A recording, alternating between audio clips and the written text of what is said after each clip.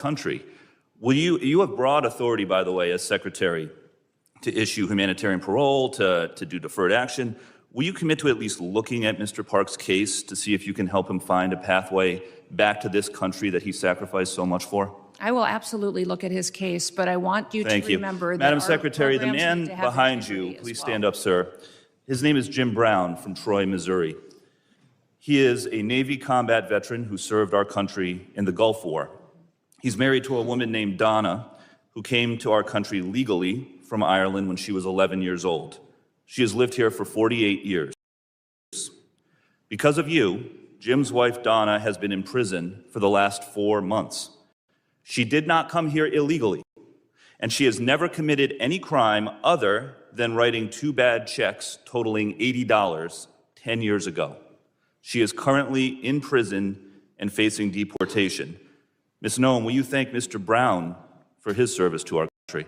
Thank you, Mr. Brown, for your service to our country. Now, what possible explanation can there be for locking up his wife for 4 months when she has committed no crime other than writing a couple of bad checks for $80? Sir, it is not my prerogative, my latitude, or my job to pick and choose which laws in this country get enforced. You have broad discretion as the Secretary. You can issue parole, you can do all kinds of things, but you're choosing not to. Will you commit, again, to just reviewing Donna's case and reuniting this combat veteran with his beloved wife, who also loves this country? I will review the case. Now, Madam Secretary, you've already heard the story of Lance Corporal Alejandro Barranco, the United States Marine veteran who is behind you, who also has 2 brothers who are United States Marines. Will you thank Lance Corporal Barranco for his service? Thank you for your service. His father, Narcisco Barranco, is a landscaper in California who has lived peacefully in our country for 30 years and has no criminal record. Last spring, while he was mowing the lawn at an IHOP, ICE agents tackled him in the street and imprisoned him for weeks. A peaceful, hard-working man who raised 3 sons to be United States Marines. We need men of that character in this country. Again, as Secretary, you have broad discretion. Will you consider Lance Corporal Barranco's father for parole in place to stay in our country, owing to the fact that he has contributed to our country by raising 3 United States Marines?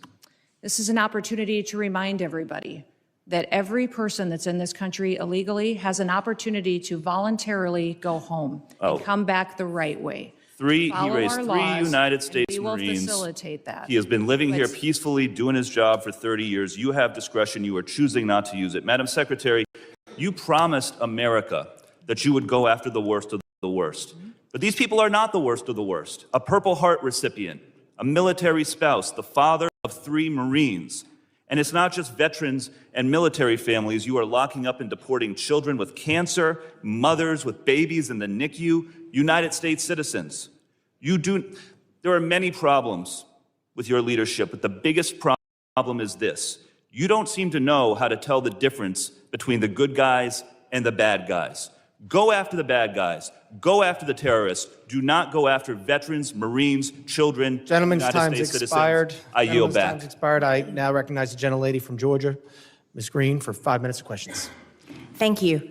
The previously Democrat-controlled administration allowed over 13 million border crossers from over 170 countries and territories to break our laws, invade our country, rape our women and children, and murder our own people. They set all-time records for the highest number of illegal aliens ever encountered in a single day. In a moment, Todd's mom will read her son's internet browsing history. What? ExpressVPN apps keep your activity and identity private while you browse, stream, email, or download. To learn more and get 3 extra months of ExpressVPN protection for free, go to expressvpn.com/mom. Tom Homan and all the brave men and women at DHS, our new Republican-controlled admin has produced the safest and most secure border our country has ever seen. Thank you very much for that. For the 7th consecutive month, U.S. Border Patrol released 0 illegal aliens into the United States.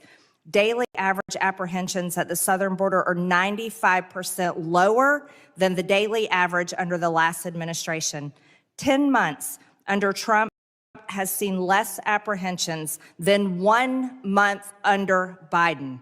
Since January 21 through the end of November, there have been 117,105 total enforcement encounters along the southwest border, which is nearly 40% less than the monthly average during the Biden administration. Meanwhile, there has been an 8,000 increase in death threats against ICE law enforcement. Secretary Noem, back in July, the department put out a press release titled Worst of the Worst. Criminal proceedings begin in a case of transgender illegal alien accused of rape, child rape, not just rape, child rape of a 14-year-old boy in a sanctuary New York City bathroom. I wanted to highlight this case because it encapsulates so many different violent policies of Democrats. This is an increase in trans violence with their embrace of gender ideology, an egregious catch and release policy implemented under the last 4 years, and sanctuary cities that harbor criminal illegal alien monsters that have raped and murdered many Americans. Can you discuss further what you're facing in these sanctuary cities and the illegal alien monsters that have been released into American communities under the Biden administration? Yeah, unfortunately, Congresswoman, we arrest individuals like that every day because they're so prevalent on our streets, because of what happened under the Biden administration.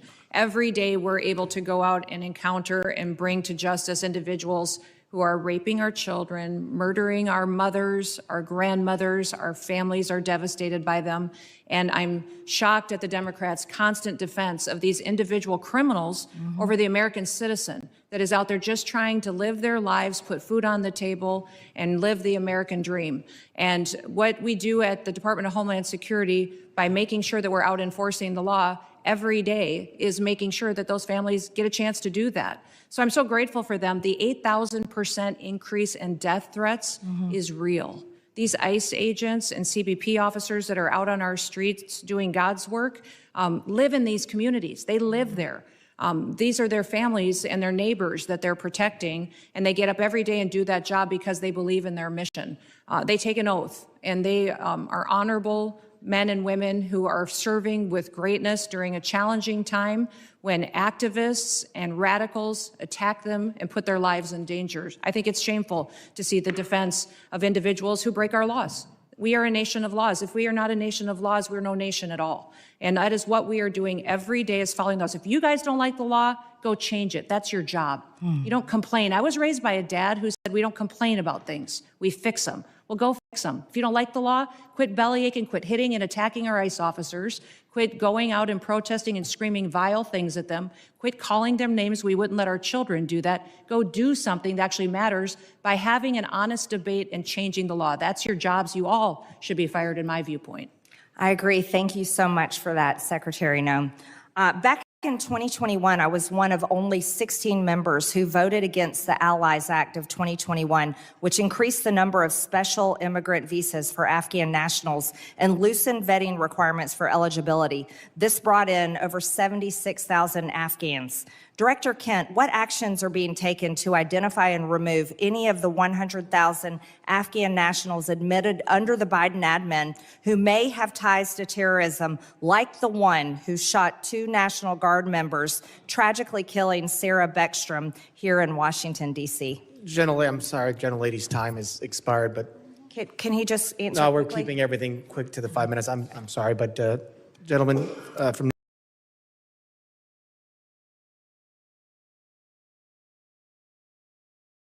Goldman for 5 minutes. Secretary Noem, let's talk about that.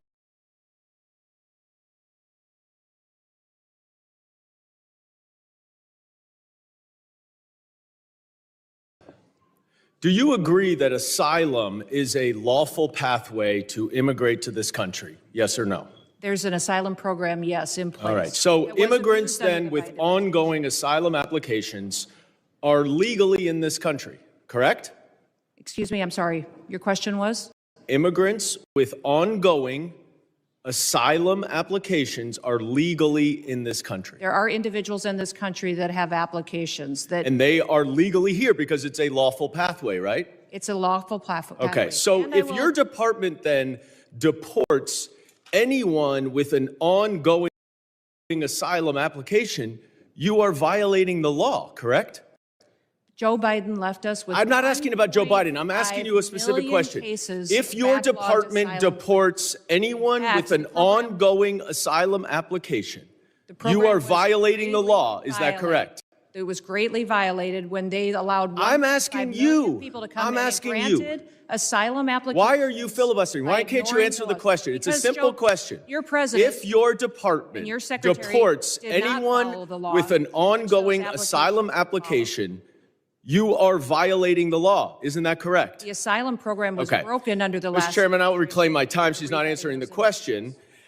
But the obvious answer is that, yes, if you follow a lawful pathway, asylum is a lawful pathway. If you have an open asylum case, you are here lawfully. But the problem that we are seeing around the country is that you are not following the law. Don't tell us to change the law. If you don't like the asylum system, you change the asylum law. Bring it to us. We'll work with you. I think it needs to be changed. But you can't just decide that you're not going to follow the law, and asylum is a law, and deport people who have ongoing applications. Unfortunately, that is exactly what's happening. It's happening across the street from my office right in New York City. Numerous, thousands of people who have come to court appearances, have left them with open asylum applications, have been arrested. And then they've been shipped off and many deported. In September, one applicant was ripped away from his wife and small children after such a court appearance. And then this happened to his wife. Please play the video. No, it's not. It's not this one. All right, it's not this video. Here it is. I'm yours. Oh, come on, man.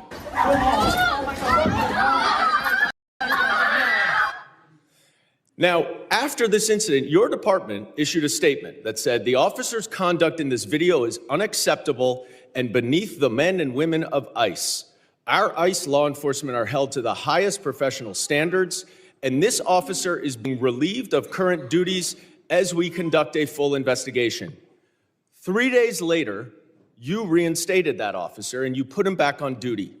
I sent you a letter and asked you what investigation was done and why was he reinstated. You did not answer that letter. So I'm going to give you an opportunity right here to explain to me that if that officer's conduct was, quote, beneath the men and women of ICE, unquote, why did you reinstate him? Sir, that investigation was completed. I can give you that investigation and the information that you would like. This is. Well, I wrote you 2 months ago. Why haven't you given it to me yet? I'm actually surprised that you haven't gotten it. I'm going to ask my staff about that. Well, you shouldn't be surprised because generally speaking, you do not respond to us. Thousands of your letters. Now, the other problem that we are seeing all over the country is that your officers are wearing masks, are dressed in plain clothes, often going around without identification. All of our officers are identified. I'm not asking a question. I introduced the No Secret Police Act to stop this. And we now have 113 co-sponsors so that they will not be masked and that they will identify themselves. Now, you say all of them are identifying themselves. That is not the case because last month in New York City again, the NYPD officers were injured by your masked, plainclothes ICE officers after they were called from 911 as residents witnessed your officers pulling individuals out of their vehicles and chasing them down the street. I also asked you what happened there. How were the NYPD officers injured by your officers? And you didn't respond. What's the answer? Sir, our individual Gentlemen's officers time are is identified. time has expired.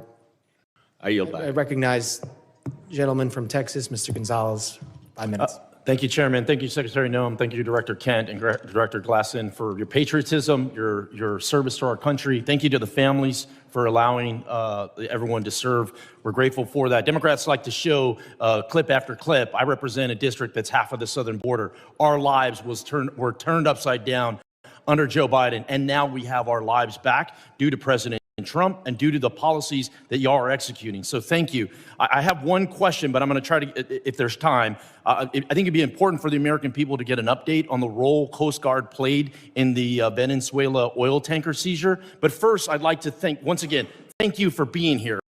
And so I'd like to first thank you, CISA. Thank you for keeping our nation's critical infrastructure safe. You are our nation's cyber first responders. Thank you to the Coast Guard. During our Texas floods, you showed up, Coast Guard showed up, you saved lives. Thank you to the Coast Guard for all the work that they've done in Jayada South. They've been the tip of the spear in the Southcom AOR for a long time. Their work often goes unnoticed. Thank you, HSI, for leading these anti-gang task force.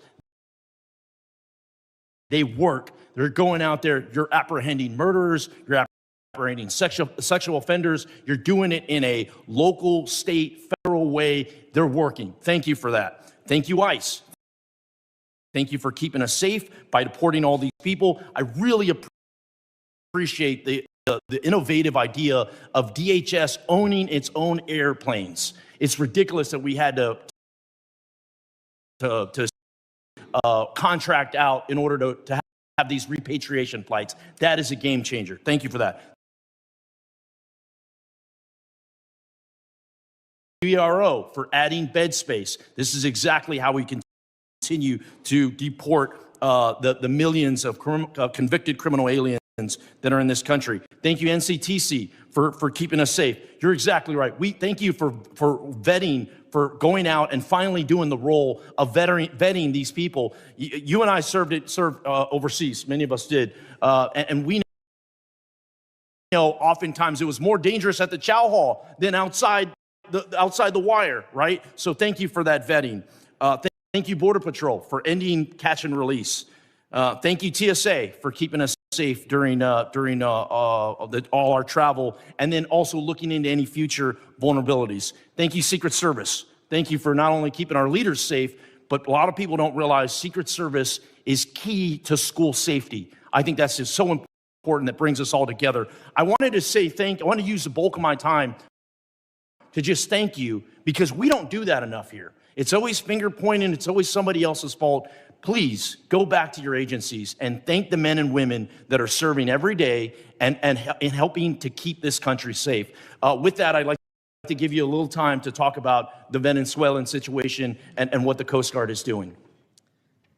The operation that was conducted yesterday morning was a Coast Guard-led operation. It was in partnership with the Department of War and the Department of Justice, the FBI as well, and it was a successful operation directed by the president to ensure that we're pushing back on a regime that is systematically covering and flooding our country with deadly drugs and killing our next generation of Americans. Just the drugs that the Coast Guard has been able to interdict on the waters since that President Trump has been in office has been enough lethal doses of cocaine to kill 177 million Americans. That's 2/3 of our country that has been saved by blowing up, by going after and bringing to justice these individuals that are out at sea and those individuals that are funding it with a shadow fleet of sanctioned oil that should never be sold to benefit their profits and their pockets to kill Americans. Thank you for that update. For many of us, it served in uniform. Oftentimes, it was overseas. It was in the Middle East, or it was in Asia, or it was in Europe. And I think those AORs are very important. But for too long, president after president after president, our backyard has been left wide open, and we're completely shocked why all these terrorists are in our country and all these people are unvetted, all this chaos is happening when in our own backyard was unsafe. So thank you again for one. I know you traveled, you met with heads of state, El Salvador, Mexico, a couple that come to mind. But I just want to thank you and for making our backyard a priority and ultimately to keep Americans safe. Texans are more safe today than we were a year ago. And a lot of that is due to President Trump and due to the leadership that I'm seeing right here of executing those policies. Thank you, thank you, thank you. With that, Chairman, I yield back. Gentleman yields back. I now recognize the gentlelady from Illinois, Ms. Ramirez, for 5 minutes of questions. Thank you, Chairman. American citizens have been arrested or detained. We focus on those that are here illegally. Secretary Noem, You lie and you lie to the American people. I will be including into the record an article by ProPublica from October 16, 2025, entitled, "We found that more than 170 U.S. citizens have been held by immigration agents. They've been kicked." There's nothing smiling about U.S. citizens. I'm sorry, ProPublica is that's such a very tabloid. inappropriate. Let me continue. They've been kicked, dragged, and detained for days. The next one. The Trump administration has specifically targeted the worst of the worst. The individuals that we are going after are those that are violent criminals, those that are breaking our laws. Do you, Secretary Noem, again, you lied to the American people. I will be including into the record an article by the NBC News from December 7, 2025, entitled, "ICE has arrested nearly 75,000 people with no criminal records, data shows."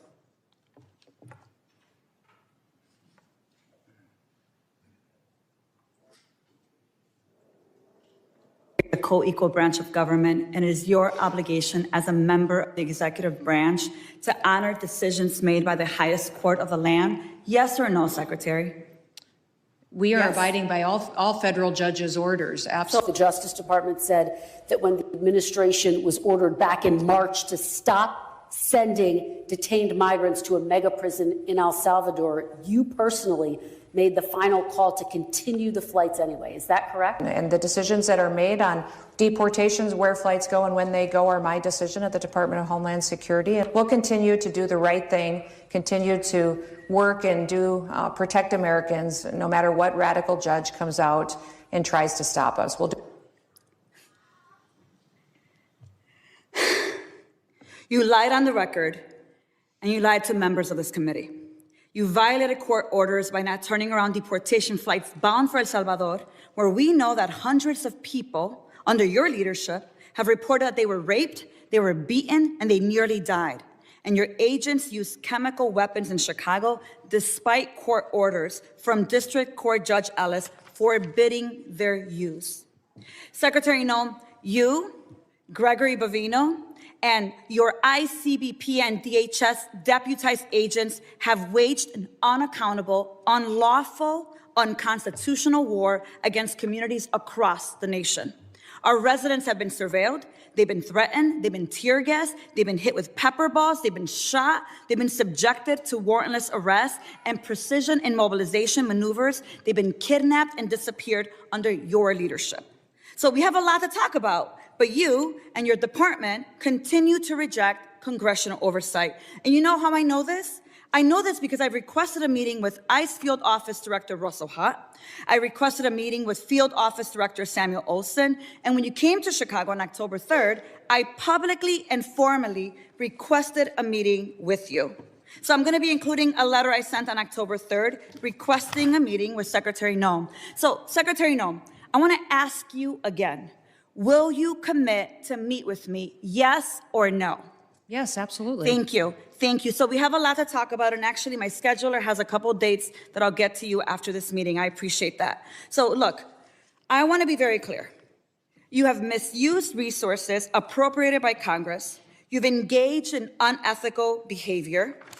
You have repeatedly made false and misleading statements to Congress and to the press, and you've undermined the separation of powers and disregarded the role of Congress and the courts. Bottom line, you lie with impunity, you reject checks and balances, and you ignore Congress and the courts. Your options are limited. Either you're going to resign, Trump's going to fire you, or you will be impeached. I've already called for your resignation. You may remember I hand-delivered my request to you back in May, and I urge you to reconsider resignation because I've taken the first step towards your impeachment, and I've called on the Judiciary Committee to open an investigation into your lawlessness. Mr. Chairman, I know that at the end we'll be entering a number of articles into consent, but since I have a few moments, I ask unanimous consent to enter into the record a letter calling the Judiciary Committee to investigate Secretary Noem's impeachable offenses. Whatever you choose, the American people will have justice, Secretary, and you will be held accountable. I'm going to make sure of that every single day. With that, Mr. Chair, I yield back. Gentlelady yields back. I now recognize the gentleman from Texas, Mr. Luttrell, for 5 minutes of questions. Thank you, Mr. Chairman. Madam Secretary, It's good to see you, and thank you again for coming to Texas after the Kerrville floods. Your team was amazing.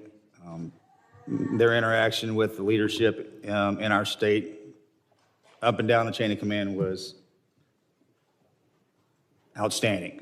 Not something I read about, I saw it. So I'm speaking from the truth. So let's talk about worldwide threats, if you don't mind. This may go back and forth to Mr. Glasheen and Mr. Kent. My questions, first and foremost, is the nefarious actors globally, they're kind of everywhere. And as we try to protect the motherland, in the cyberspace, air, sea, and land, something's come to my attention in the committee hearing we had earlier, undersea cabling. And I don't know if you're a subject matter expert on this. I really wasn't until this hearing. But a large amount of our information flows under the water, something that most people aren't aware of, but I can assure you that the bad actors globally probably are. Now, it's multi-jurisdictional from what I understand. It's the Department of Justice, it's Department of War, and then it's Department of Homeland Security. And they kind of juggle the effort. Can you give me some insight on the protection mechanism that Homeland Security has for our undersea cabling? And I consider this a very viable threat specifically for information flow, considering everything that goes back and forth across the water.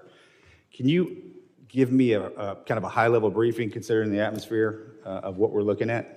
Yes, I can, and I'll try to leave some time for the other individuals too, but the Department of Homeland Security has 23 different components. Several of them have some responsibility for surveillance and monitoring of those cables and the information that flows through them. So CISA is our cyber, looks for bad actors, hunts down those bad actors, and then hardens our systems. So where we see a weakness or a vulnerability, they help us do that with the interactions we have with private companies, their communications, or other countries.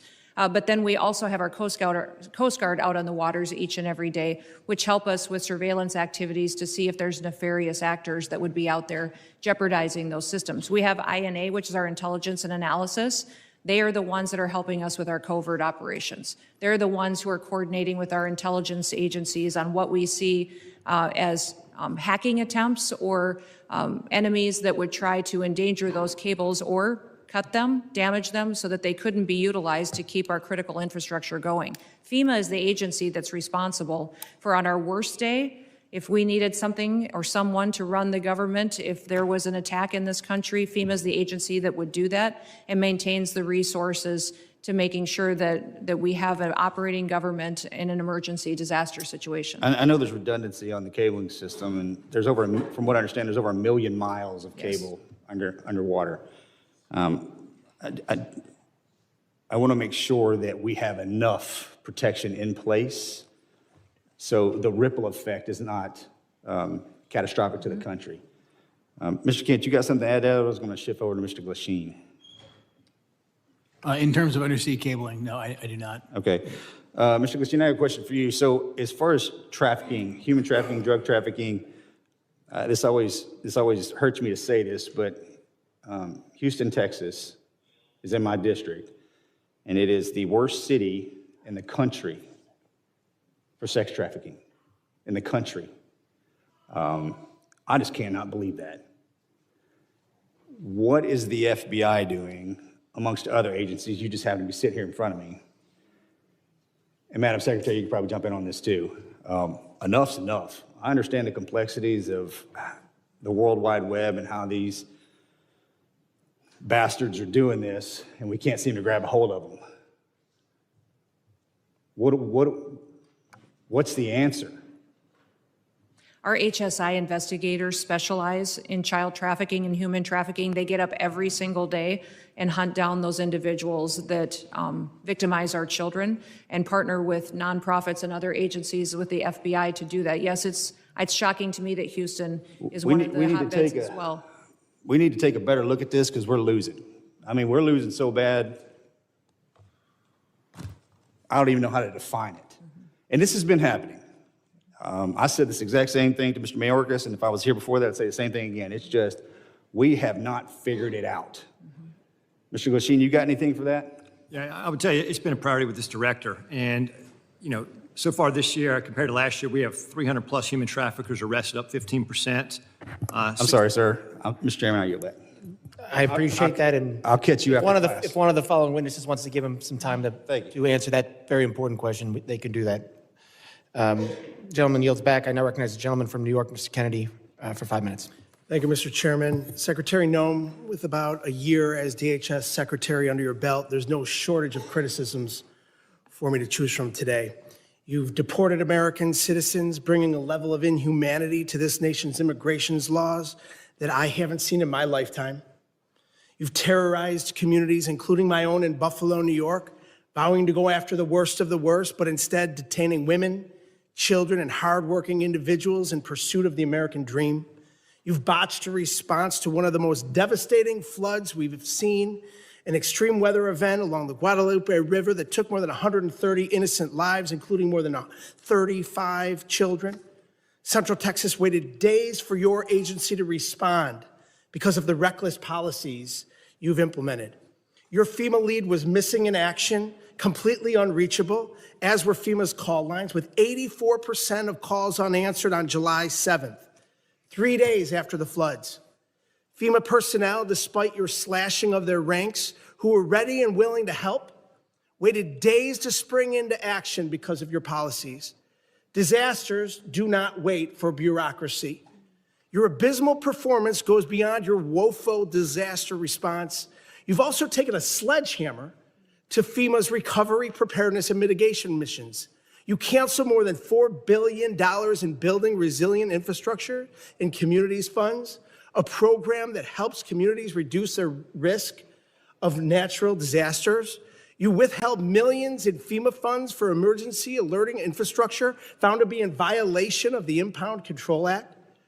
You, perhaps most critical to my state of New York, canceled more than 90% of New York State's Homeland Security Program funding, including $134 million in urban area security initiative funds for New York City's greater metropolitan areas.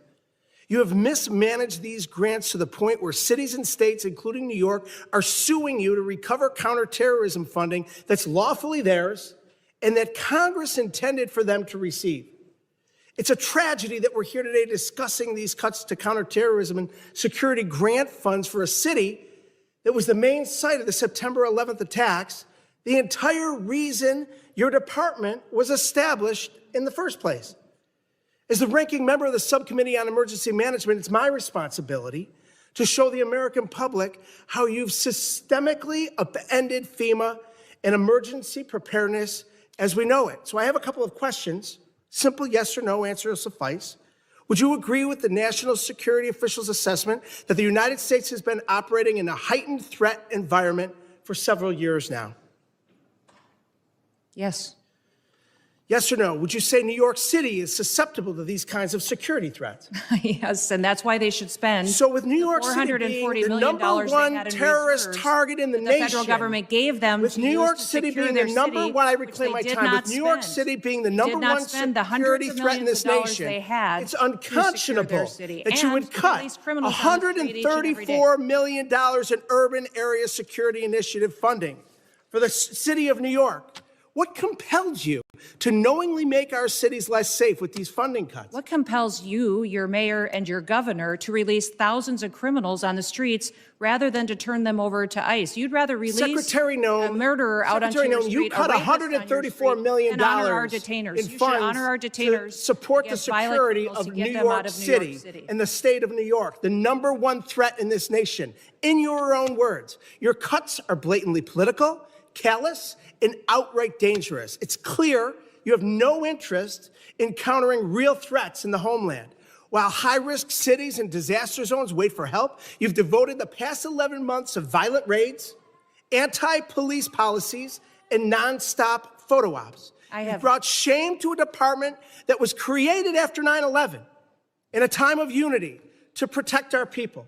Your failure to lead is a direct threat to the homeland security in our nation, and you should resign immediately. I yield back.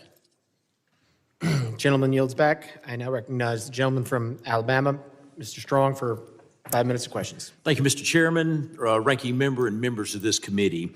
I thank you, too, to our witnesses for being here today, for your work to protect the homeland in an increasingly complex threat environment. My question today focuses specifically on the evolving drone threat. Mr. Glasheen, the FBI's National Counter UAS Training Center at Redstone Arsenal is now the central hub for preparing federal, state, and local partners for drone threats at major events. What makes Redstone Arsenal such an effective location for this mission, and how does that setting support the scale of training required for World Cup, America 250, and the 2028 Olympics? Thank you for your question, Congressman. What makes Redstone a great partner for us is, one, the support that we have from Congress. Number two, the space we have there. The FBI has been in Huntsville for a long time.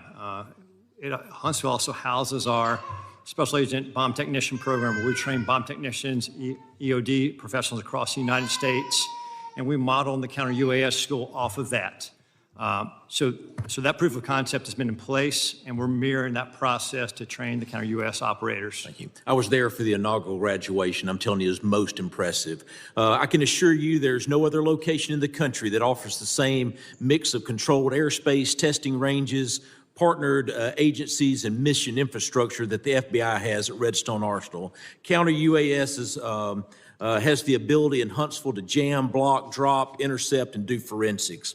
As demand for this specialized training grows, what investment should Congress prioritize to ensure long-term stability for this mission at Redstone? I'd say yesterday, or the legislation in front of, I think, the Senate right now for the NDA, for the authorities, that'd be the first step to give us the ability to lawfully use the counter-UAS authorities. I think additionally, is just like the computer technology, it evolves with the months. And so the counter-UAS technology is going to change, so have the appropriate funding and support to stay up with that technology so we can mitigate the threats that our nation faces. Thank you. Those graduates were from all over the country, and it was most impressive. Secretary Noem, this committee has failed to thank you for your faithful service to America. The southern border is closed. Human smugglers, drug traffickers, and illegal aliens that invaded this country from more than 160 different countries are being returned to the country of their origin.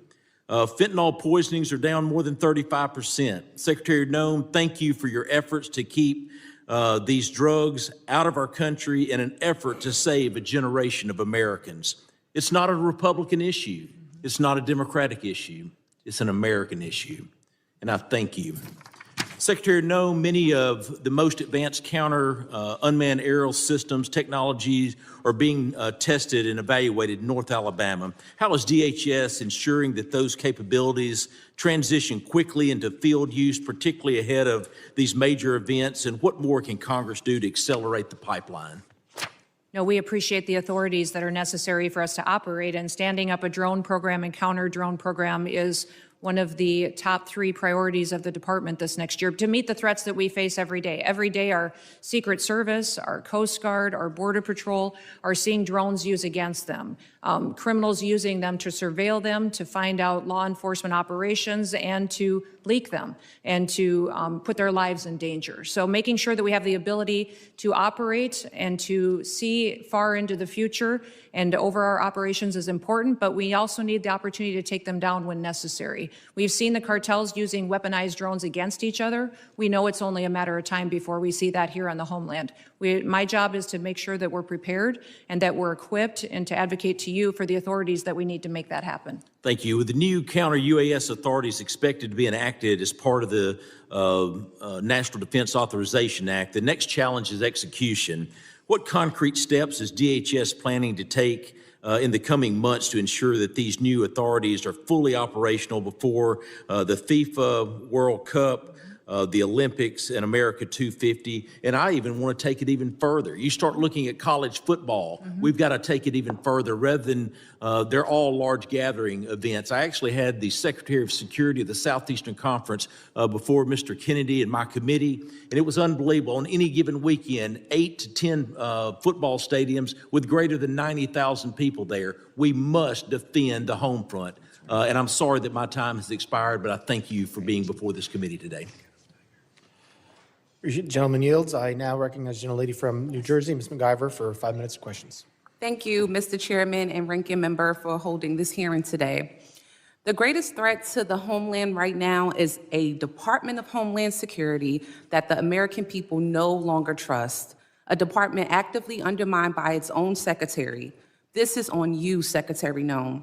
Today's hearing is supposed to be about worldwide threats, but Madam Secretary, under your watch, the threat is coming from inside the building. Because when DHS, the department charged with keeping Americans safe, is caught breaking the law, lying to the American public, systematically dismantling oversight, fueling bigotry, and targeting vulnerable communities, trust is broken. Let's start with the basics. How can we trust your department with you at the helm?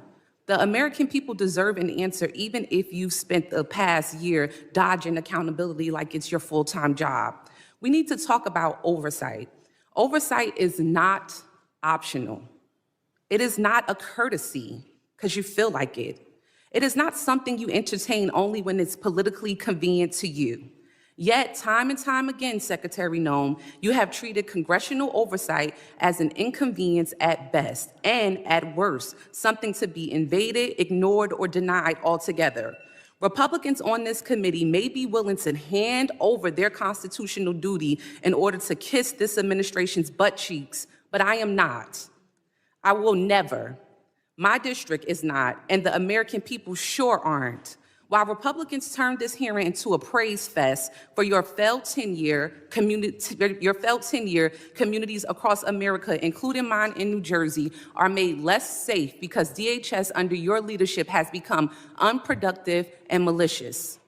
All of the thank you that we keep hearing from across the aisle, there's no thank you from me. And we see the truth that you're trying to hide. The truth is you are deeply unqualified for the post you hold. This is on full display in the way you treat the people in this body, myself included, who have been elected to serve our communities and keep them safe. Representative Grajava, Senator Padilla, myself and others whose character, integrity, and bodies were attacked by your department without evidence and without apology. Far beyond being disrespectful, you have shown a complete disregard for the oversight authority granted to us by law. You have repeatedly shown that you will target whoever you want, whenever you want, without accountability. Members of Congress, members of our communities, and even American citizens, as many of my colleagues have continued to point out today. Secretary Noem, that's not leadership. That's not democracy. And that is not how this works. Again, this is not just about you. Don't want you to think this is just a pick on you day. This is about the Trump administration that has turned DHS into a political weapon. So I'll ask you this. Is Trump embarrassed by your tenure, or is this exactly the kind of god-awful leadership he wants at DHS? Yes or no? Ma'am, we've already conducted more oversight visits. No, it's a yes or no. Yes or no. Okay, Secretary Noem, this is my time to talk, not your time to talk. I reclaim my time. I reclaim my time. I reclaim my time. Chair, I reclaim my time. Secretary Noem, DHS is breaking the law, hiding information from Congress, and shutting out oversight. So let me ask you, how can the American people trust your department with you at the helm with this kind of behavior? The American people absolutely trust this department to keep them safe. Big dreams start small. At GoDaddy, we help you take that first step and every step after. From getting your domain to creating your website, email, and online security, we've got you covered. You don't need to be a tech expert. You just need a starting point. GoDaddy gives you the tools, the expert support, and the push to make it real. Your brand starts here with GoDaddy. To get any answers with that, Mr. Chairman, I yield back. Gentlelady yields back. I now recognize the gentleman from Oklahoma, Mr. McKean, for 5 minutes of questions. It's no wonder that chaos has become the commonplace when rudeness is so on display. You know, look, it's both sides. We've created a lack of civility in this country, but we're perpetuating in this society what your administration is trying to correct, and that is returning back to the rule of law. What separates us from falling into chaos as a nation where poverty envelops us is when we return to order and a display of respect towards law enforcement, a display of respect to officials. Look, this custom, and you've been a member of Congress, of where we talk over people and we don't give secretaries a chance to respond, the height of self-importance that too many people try to employ in this building, not remembering we're all here as public servants to serve the people. We lift our hearts up far beyond our fellow countrymen. I'll tell you who says thank you. It's those whose families that were the victim of assaults and rapes and murders under the auto pen period the last 4 years. They say thank you. Those who see the madness of lawlessness, a lack of respect to law enforcement, the heightened element of law enforcement sitting in their vehicles and being targeted, say thank you. Those families of law enforcement whose addresses are being put out in public so they can intimidate not only the law enforcement officials, but their families to try to put them into a place of fear, say thank you for common sense returning back into this country. If we do not have a respect of authority, a respect of law enforcement, thank you for allowing arrests to happen when someone spits at law enforcement. Thank you. FEMA, you were assaulted a minute ago verbally over what you're doing with FEMA. I will tell you, as somebody that comes from a state that has more tornadoes, Oklahoma, than probably any other state, thank you for looking at how we can save money through efficiencies. Our state would love the opportunity of what this administration is talking about, of returning power and decision-making back to states. As I've said to you before, of a person who sat on a bulldozer watching the madness of trying to comply with EPA regs that are built their way into FEMA and people's homes destroyed, and as a state lawmaker pushing timber around on a dozer trying to comply and get taking the time off from time of exercise as a lawmaker trying to help people. And I saw the craziness of federal regulations. Thank you for looking and not taking your foot off the gas of trying to put more money back into national security from the waste that has happened through endless regs. All right, now I'm going to get to a question, Secretary. Could I say something about FEMA? Absolutely, you can. Thank you. The only grants that weren't funded, the individual ones that you were talking about, mitigation ahead, were ones that were weaponized to fund the Green New Deal and for climate change. And those were redirected to true mitigation efforts. FEMA today is deploying resources 2 times faster on average than in history, which means the dollars are going out twice as fast than they ever have before. And the president, as soon as these disasters are happening, is deploying those resources to Republican and Democrat states. New Mexico, Texas, Alaska, they're all getting dollars immediately, and we're responding immediately to our people. I have to actually leave this hearing early because the FEMA Review Council is giving their report today on suggestions for changes to FEMA. Thank you for not taking your foot off the gas on that. I have to co-chair it, but I will be leaving soon to have to go do that. But those suggestions are Republicans and Democrats coming forward with how FEMA should go forward in the future based on the president's vision for making sure that states get the chance to manage it and that local emergency managers get the chance to go and help their communities in a much more efficient way. Take those monies and let's move them to true national security through waste and inefficiencies. Right. Where we've deployed money for snow movement. Mm-hmm. We have deployed money previously to move snow that melts. Yeah. Okay, I want to just throw this open to you and Director Kent, whoever wants to take this. We have to find a balance between making sure the First Amendment is preserved at all costs, but also protecting law enforcement. Mm-hmm. The social media heightened of a hearing that the chairman held last week, great hearing. How do we preserve, what ideas can we continue with to where the online enticement threats causing people to want to embolden themselves to then go act upon those threats that we see in social media. They say the magic words. They know it's not going to get them because they don't do a direct threat, but it's an indirect threat. It's all trying to accomplish the same purpose. How do we preserve the First Amendment? This is a lawmaking exercise, and why we hold these hearings, not for show. How do we come up with a way to preserve the First Amendment and stop the insanity of these indirect threats that are going after your law enforcement officials? I apologize. The gentleman's time has expired. I know the secretary has to leave, and I would now recognize the gentlelady from Texas, Ms. Johnson, for 5 minutes of questions.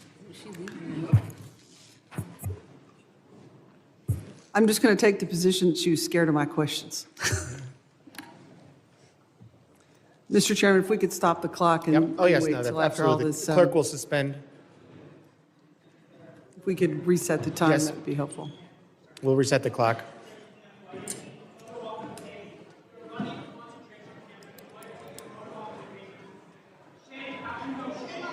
Gentlelady, prepared?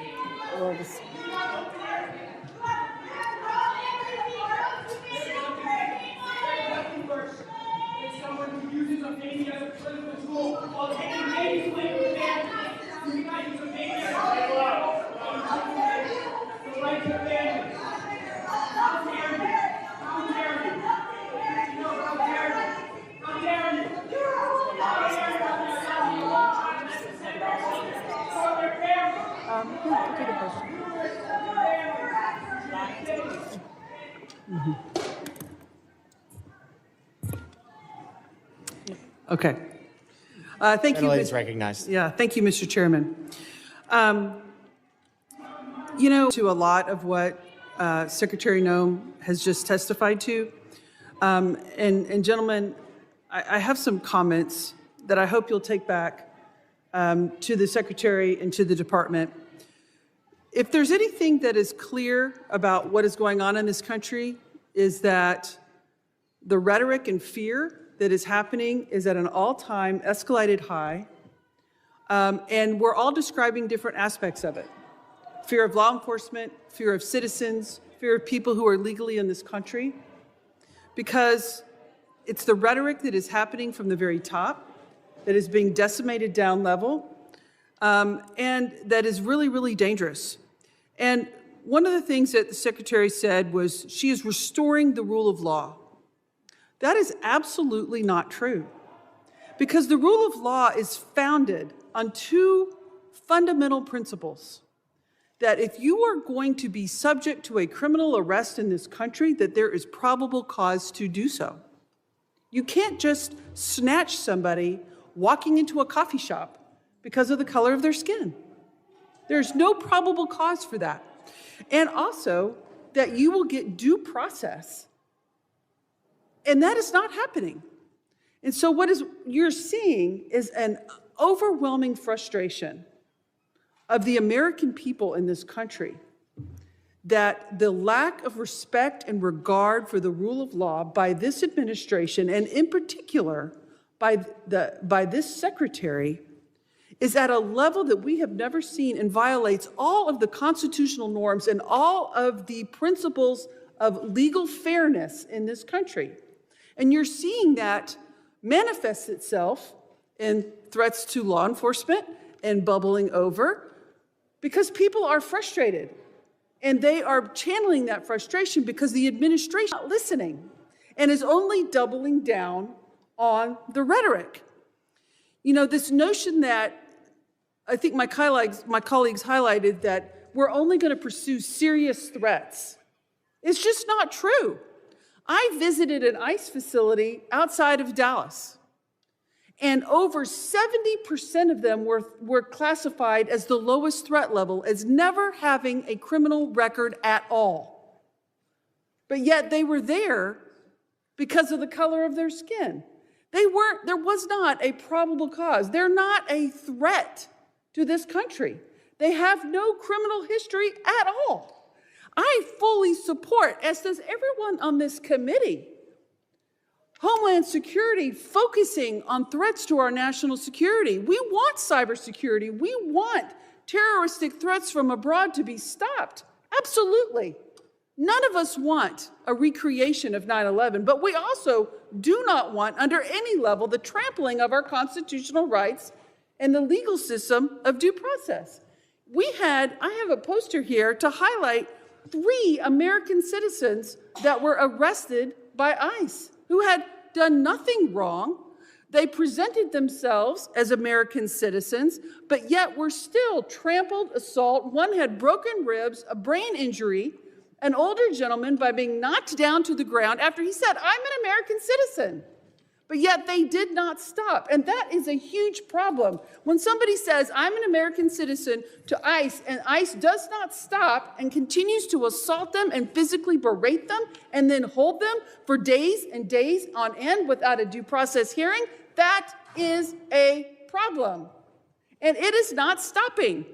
We have brought these concerns to the Secretary and to agencies like yourself in these hearings time and time again through multiple letters. We've all written letters that have gone unresponded because this cannot happen in our country. And the reality of it is, in any law enforcement situation, and what we have happening out into the public is there are ICE agents and there are Border Patrol agents that are doing their great job. They're doing what they're supposed to do. But there are also bad actors. There are people who are exceeding their authority. The power's gone to their head. The intimidation is outrageous. And there's no effort to rein them in by the FBI. There's no effort to rein them in by the Homeland Security. There's no effort to overcorrect, just like one of my colleagues highlighted, the reinstatement of one that was inappropriate. And these efforts are breaking down the trust of the American people. I hope you take these concerns back because they need to be addressed if we're going to address the violence in this country. I yield back. Gentlelady yields back. I now recognize the gentleman from Arizona, Mr. Creighton. Thank you, Mr. Chairman, for holding this committee hearing today. Thank you for the witnesses. Director Kent, you talked about what keeps you up at night. I believe you said, we don't know who came into the country in the last 4 years. And we've cited several times in this hearing that about 15 to 20 million people came into this country under the last administration. And something that you said actually shocked me. You said that 18,000 known and suspected terrorists entered into the country during the Biden administration. Is that correct? That's correct. That's deeply concerning, but I'm really not surprised. Many of us in this committee said that's exactly what was going to happen. I didn't know that those numbers would be as high as they are. One of the other things that really concerns me about what's going on in this country is we continue to let people into this country that do not want to assimilate to our culture and want to harm Americans. I want to go ahead and play a video.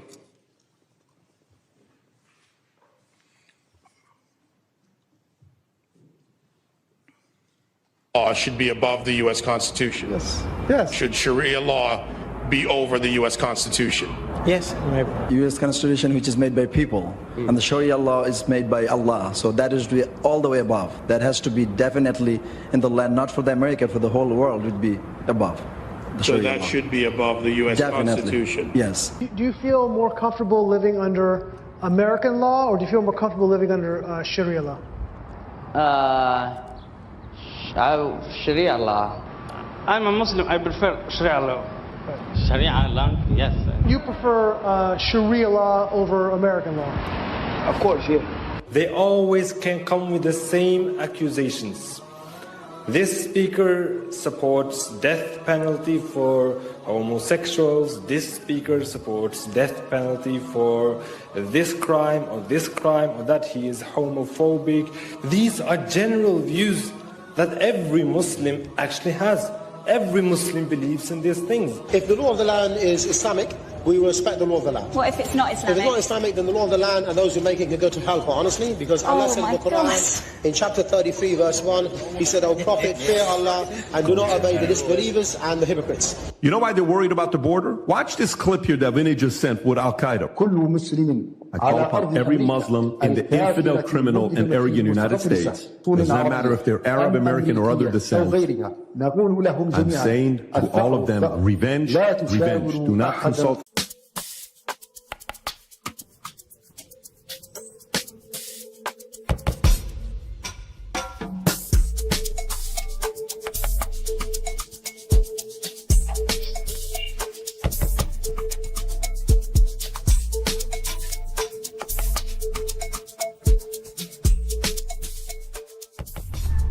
Now, let's go.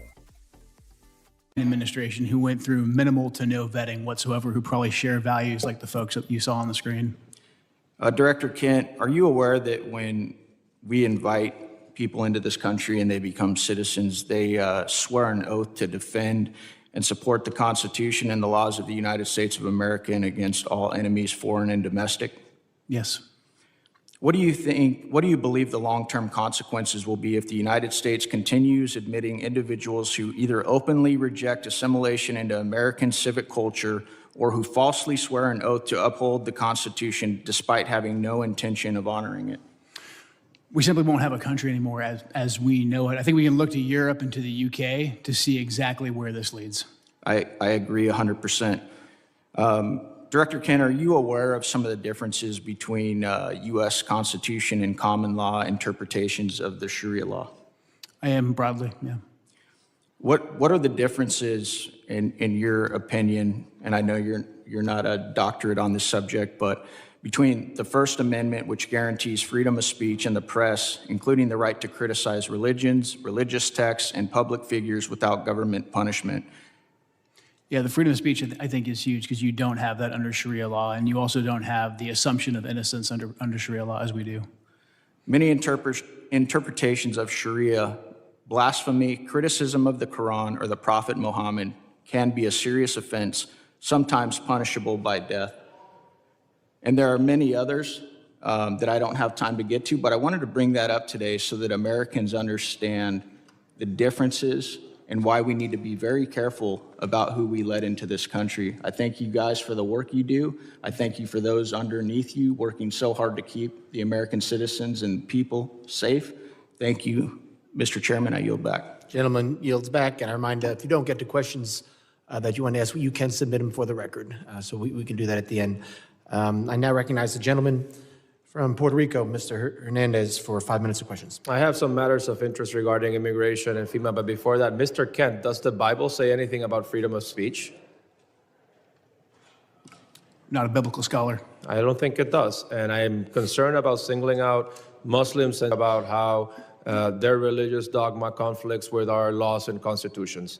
I lament that Ms. Noem has had to leave early today, but I wanted to talk about the atrocities that the DHS's immigration enforcement and the pain it is causing in places like my home district of Puerto Rico. Just a few weeks ago, we witnessed ICE shove a pregnant woman. I cannot imagine, as an expecting father myself, the anxiety that family must have gone through when they took that person to the hospital and treated her for her injuries. Also, a few weeks ago, CBP detained Aracelis Terrero from the streets of Cabo Rojo. They put her on a plane, they sent her to Texas. She was in a detention facility. She was removed from the detainee location service, and she was not allowed to contact her attorney. Ms. Terrero was a domestic violence victim who was in Puerto Rico with a legal work permit. And I wanted to ask Ms. Noem if DHS policies allow CBP agents to detain persons who are legally in the United States. I wanted to ask Ms. Noem the legal authority behind the detention of Aracelis Terrero. I wanted to ask Ms. Noem why she was removed from the detainee location system. I wanted to ask Ms. Noem why Aracelis Terrero was not allowed to contact her attorney. Unfortunately, I predict that she would not have given us adequate answers based on the answers that she has provided to my colleagues here today. Now, I also wanted to raise a concern with Ms. Noem regarding TSA agents. In Puerto Rico, I witnessed how many TSA agents worked arduously without pay during the government shutdown, and how her announcement that they would get $10,000 as a bonus for working without pay during the pandemic actually created the opposite effect of boosting morale, because it was so selective that it excluded apparently most workers. And finally, I wanted to raise the concerns of red and blue mayors from Puerto Rico. I emphasize red and blue mayors, Republican and Democratic mayors, regarding her recent secret policy regarding transactions or grants for FEMA money that exceed $100,000. So to their surprise, they found out that grants and funding assignments exceeding $100,000 would now need to be approved by Secretary Noem. But there was no transparency regarding that rule. And we have no information regarding the application and the enforcement of that rule. And I sent her a letter with 15 other members asking those questions, and I got a letter in response that has no answers to these questions. And I wanted to urge her to reconsider this policy that is delaying aid and reconstruction funds for the people of Puerto Rico, which are still suffering 9 years after Hurricane Maria, and that this is affecting Republicans and Democrats, that reconstruction should not have a party ID, and that instead of fighting the bureaucracy, this has made the bureaucracy worse. But unfortunately, Secretary Noem left early, and we are left expecting these answers. Thank you, and with that, I yield back. The gentleman yields back. I now recognize the gentleman from Tennessee, Mr. Ogles, for 5 minutes of questions. Thank you, Mr. Chairman, and thank you to the witnesses. Let's be clear. The United States of America is safer today because of President Trump. The United States of America is the dominant predator across all landscapes because of President Trump. We have restored our status as the global leader because of President Trump. Hard stop. Now, when we look at the topic of the hearings, the objectives, there were 6 bullet points. I'm going to hit the highlights, examine the full scope of evolving threats facing the United States of America, particularly on readiness at the federal, local, and state level. Highlight the significant, number 2, the significant national security gains achieved by President Donald Trump. 3, review the Trump administration's efforts to reverse the damage caused by the Biden border crisis. 4, analyze the scale and scope of cyber threats, which is my area as the chairman of the cyber subcommittee. 5, discuss the evolving terrorism landscape, including FTOs, HVEs, and DVEs. And 6, evaluate emerging unconventional threats. Unfortunately, my colleagues must not have read the memo, because that's not what they've talked about. They want to talk about ICE and immigration. So let's talk about that. You know, in 1965, we passed the Hart-Celler Act. Since that time, we've seen chain migration on a scale that, quite frankly, I'm not sure even the progressive liberal authors of that bill could have possibly imagined. In that amount of time, we've seen 60 million migrants come into this country, most of which, 90%, from third world countries. There are roughly 300,000 Afghans in America, 200,000 of which came under Biden.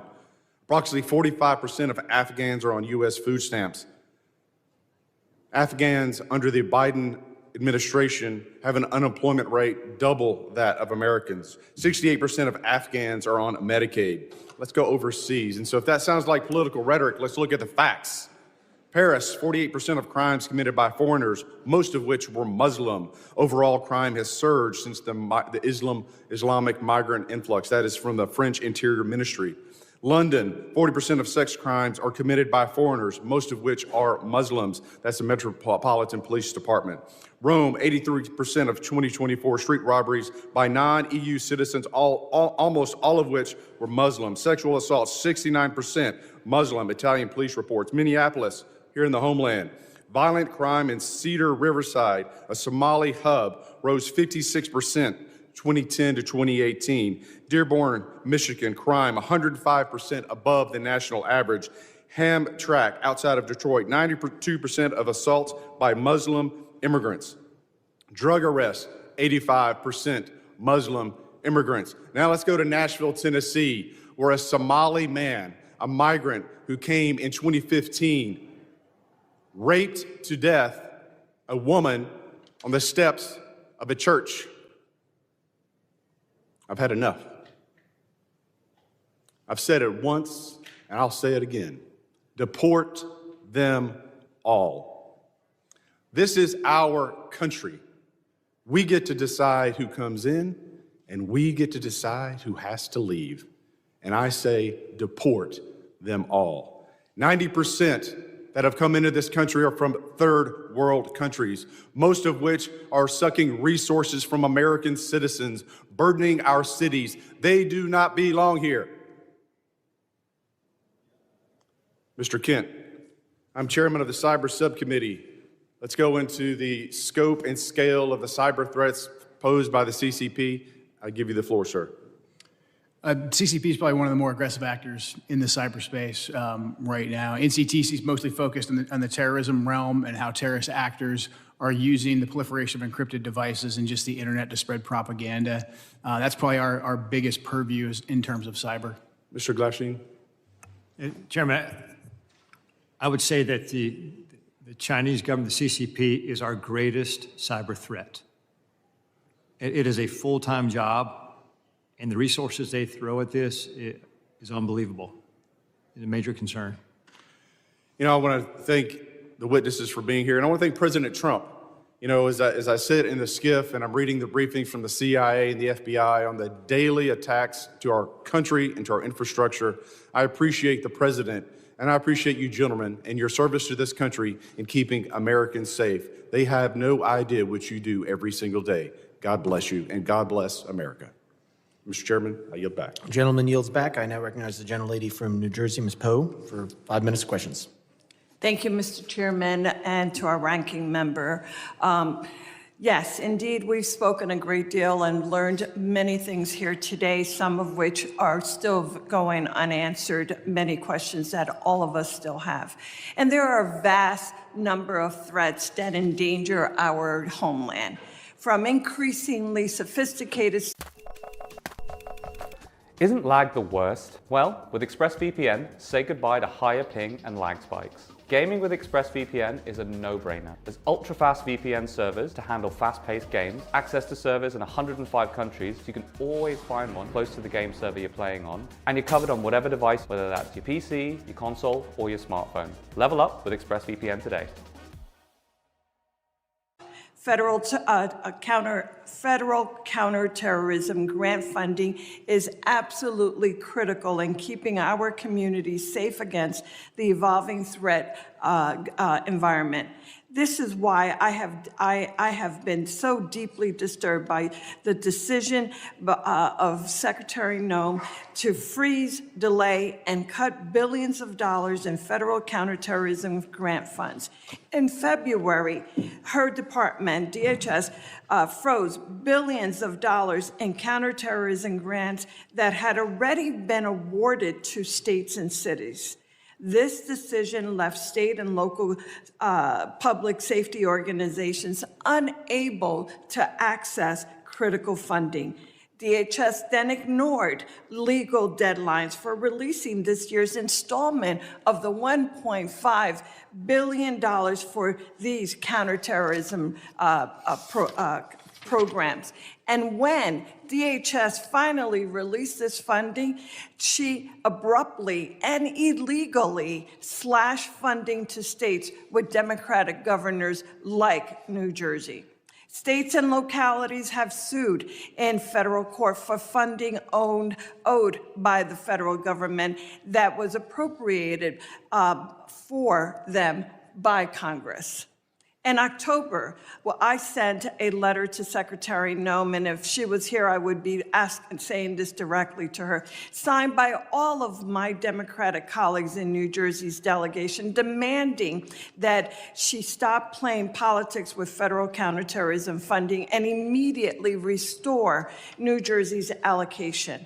Specifically, I'm referring to the 50% cut to New Jersey's allocation of the Homeland Security Grant Program, which includes the Urban Area Security Initiative and the State Homeland Security Program.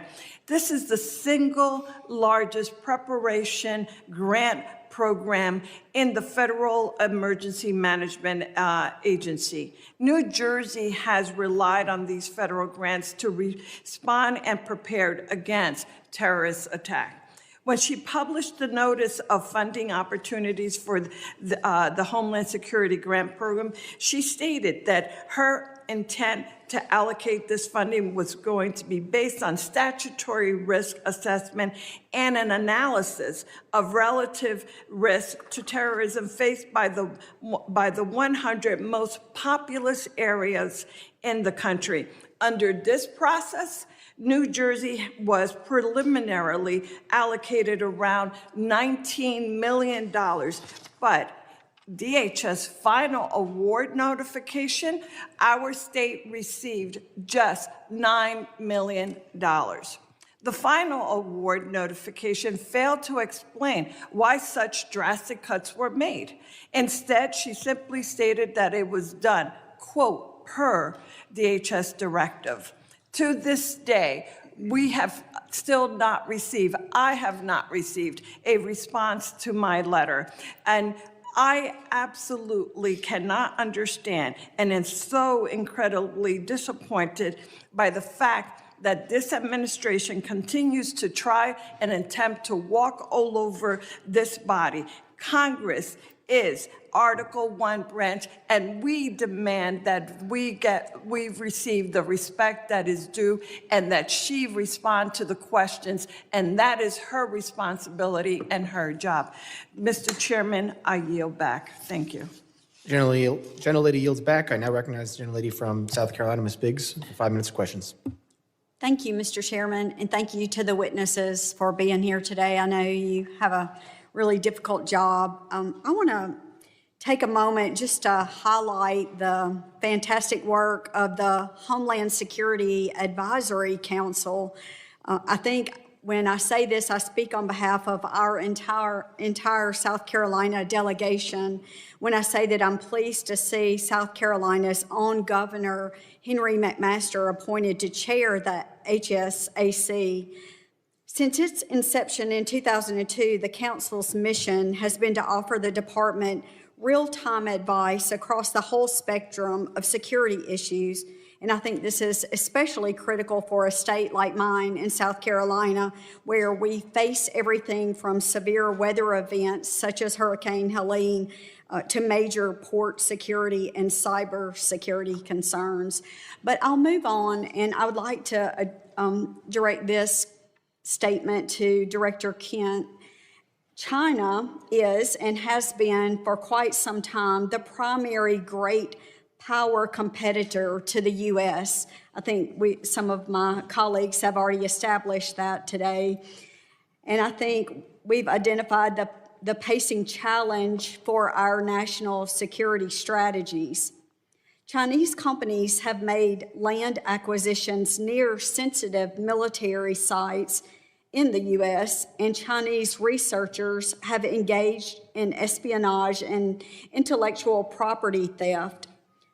Chinese national encounters at our northern and southern borders surged in fiscal year 24, and China remains the primary supplier of precursor chemicals contributing to American overdose deaths. So my question, Director, is to what extent do you see a nexus between China's destabilizing activities and the terror threat landscape in the United States? Thank you for the question, and that's a very important topic, especially in terms of fentanyl and the precursors the Chinese Communist Party provides. Working directly with the cartels, we have agents of the Chinese Communist Party, some directly affiliated and some indirectly affiliated, that are working with the cartels to continue to change essentially the recipe of the fentanyl, because as we designate these different precursors and they kind of fall off the market or become more regulated, these advanced chemists will then come into play, and they're the ones that provide the new ingredients, the new ways to manufacture fentanyl that kills American citizens. So this is something that we're looking at, in particular the relationship between these Chinese actors and the Mexican drug cartels. Well, thank you so much. And sir, if you have any additional information, I'd be happy to hear. Yes, ma'am. Thanks for the opportunity. I think to your question is, if our country is destabilized, it creates a lot of vulnerabilities for us. And whether it be the fentanyl is what you're talking about here, it could definitely affect our national security. Regarding the fentanyl, one thing Director Patel recently did is we've recognized the challenge that fentanyl faces the United States. And instead of continuing to address the symptom, look at the root of the problem. He recently went over to China, met with his counterparts in MSP, and they agreed to put 13 precursor chemicals on an export control list. And if we can prevent the chemicals and the precursors coming to the United States or into the, Mexico or anyone that puts together the fentanyl that comes into the United States, that can have a greater effect to reduce that threat to the United States. Well, thank you so much, and I appreciate you being here and hope you realize how important your work is. And I know the district, my 3rd district of South Carolina, is counting on you to continue that hard work. I yield back, sir. Gentlelady yields back. I now recognize the gentleman from Virginia, Mr. Walkinshaw, for 5 minutes of questions.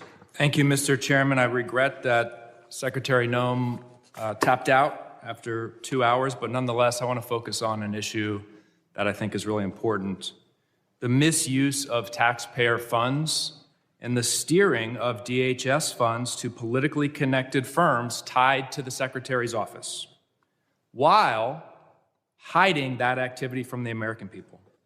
Secretary Noem has been criticized by members of her own party and by the Trump administration for being slow and ineffective when Americans actually need her help.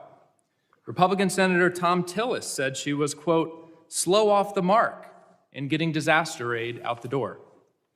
A senior administration official recently told Politico that there was, quote, some fishy stuff going on with money at DHS. And the veto authority she handed to Corey Lewandowski over contracts and grants has delayed life-saving resources after disasters. So when it comes to helping disaster victims, she's been slow and ineffective. But when it came to spending money on her own image and then funneling that money to her friends and her political allies, she moved with remarkable speed. According to reporting by ProPublica, DHS obligated $220 million for an advertising campaign featuring her in staged, phony border imagery and featuring pictures of President Trump's private properties. That money, that taxpayer money, was routed through a newly created and secretive Delaware shell company.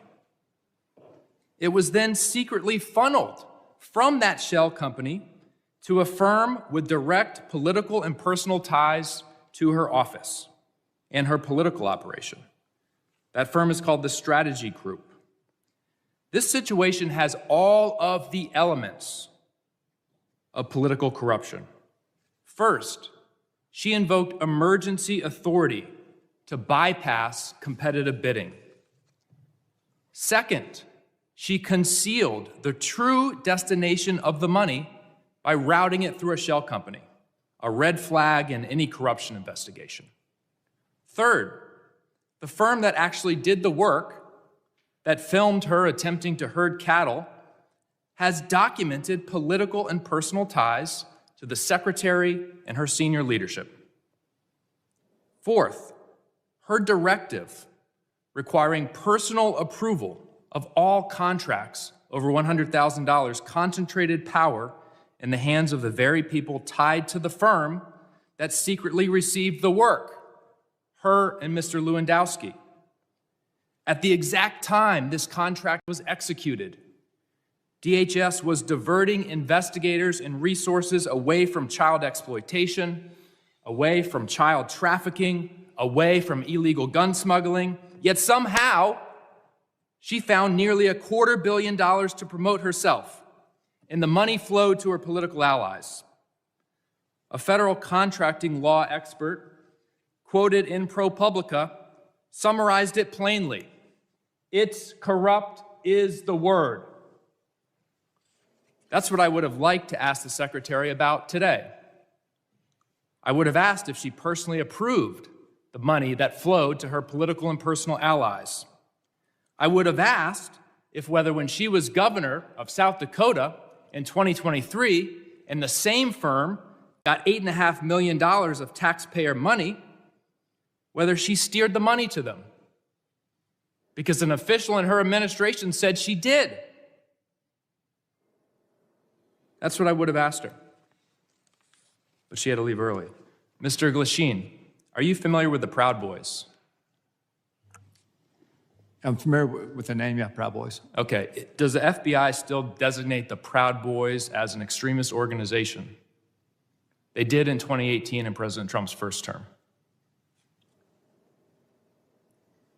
we are in the process right now of changing our categories for domestic terrorism. So they're no longer designated as an extremist organization. The FBI designated them an extremist organization in 2018. Has that changed? I'm not aware that they did that. It's all over the media, sir. It's widely reported. Can you get back to me on that? Sure will. All right, thank you. Gentleman yields back. I now recognize gentleman from North Carolina, who's not for 5 minutes of questions. Thank you, Mr. Chairman. Before I go into my line of questioning, it's worth notice that the previous administration labeled Catholic churches and charities as domestic terrorists, and there was no outrage about that from the other side of the aisle. But regards to today's hearing, threats that currently face the country, we have millions of people in this country right now who will harm the country either with specific intent or by natural effect. There's a refusal to assimilate. There's a disdain for Western values. There's even a disdain for this country.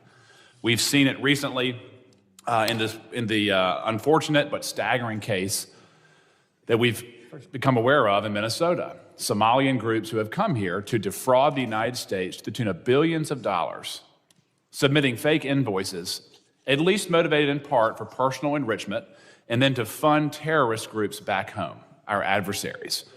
And one of the points that I find most disgraceful from the other side of the aisle, they would rather talk about Secretary Noem rather than these threats that we are trying to combat. And they also say that this is strictly a race issue. That's a disgusting accusation. From my experience in law enforcement, there were people from all over the world who exploited the open border policies to come here, whether they were from Eastern Europe, China, Russia, the Middle East, Northern Africa, Pacific Islands, and of course, South America. It's a full world problem that is operating inside of our borders. So, Mr. Kent, let me just start with you. How can we programmatically identify, again, these threats that arrive at the point of millions of people who are here specifically harming the country? So right now we're in the triage phase. We've already identified 18,000 individuals who have ties to known suspected terrorists and terrorist organizations. So we're starting with them, working with DHS and the FBI to locate and deport them. But as you pointed out, it is a much bigger problem. We've had 2 to 2.7 million folks from Muslim countries, Muslim regions that have come into the country under Biden with minimum to no vetting. Well, I asked you the question, how do you vet someone that doesn't come from a functioning country? Exactly. You simply can't. That's why prior to the Biden administration, these individuals, even ones who wanted to claim asylum, they had to go to the first safe third country. And it would take 18 months to 2 years to properly vet them. Biden threw all of that out the window. We were assured by Secretary Noem's predecessor that every Afghani refugee who came in under the asylum program was thoroughly vetted. Was that true?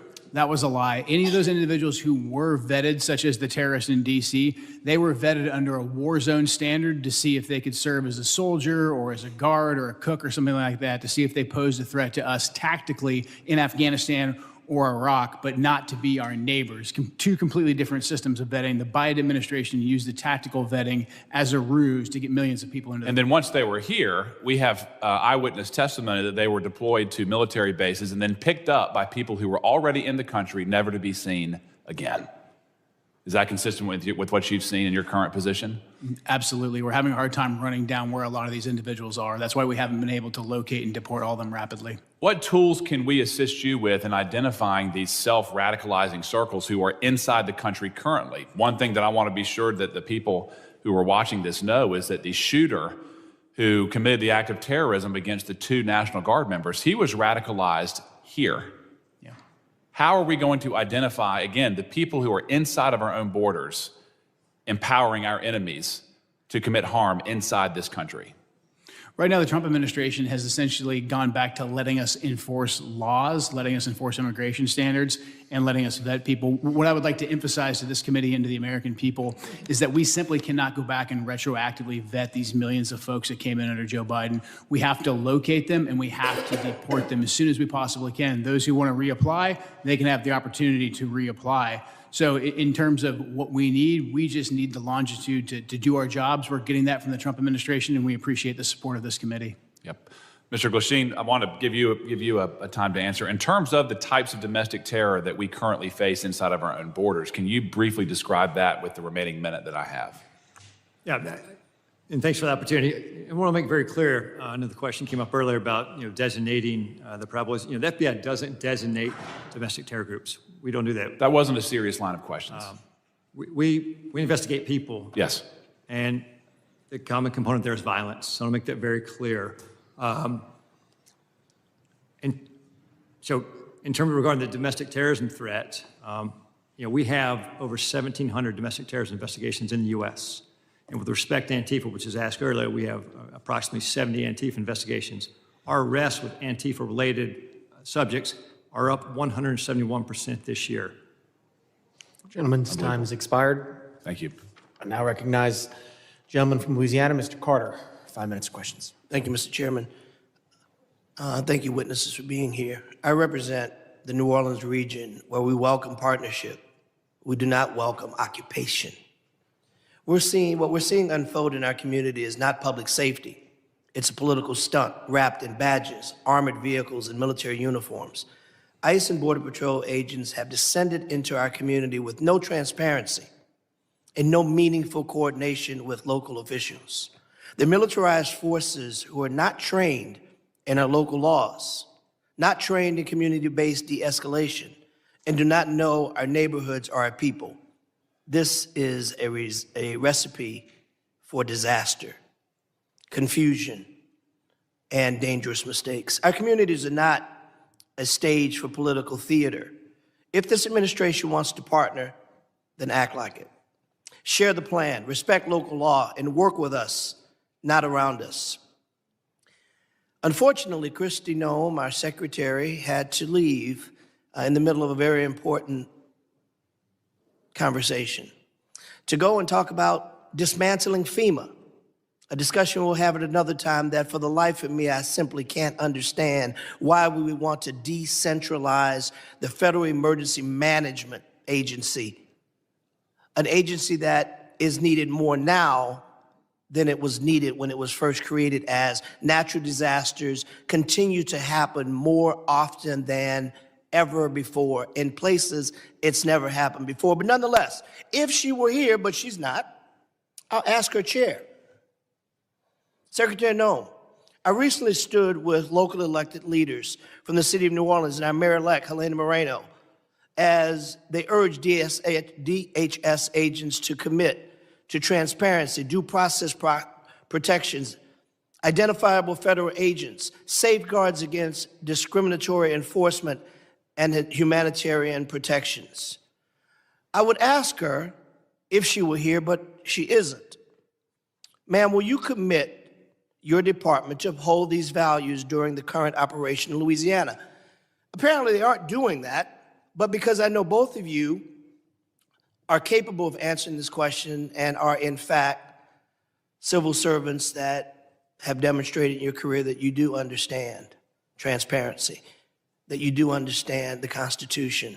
So I'll ask you the question, do you think this request from our mayor-elect in New Orleans is a reasonable one?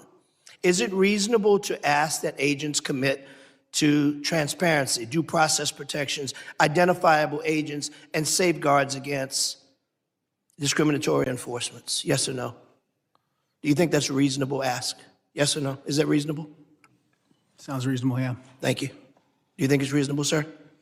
Sounds reasonable. Thank you.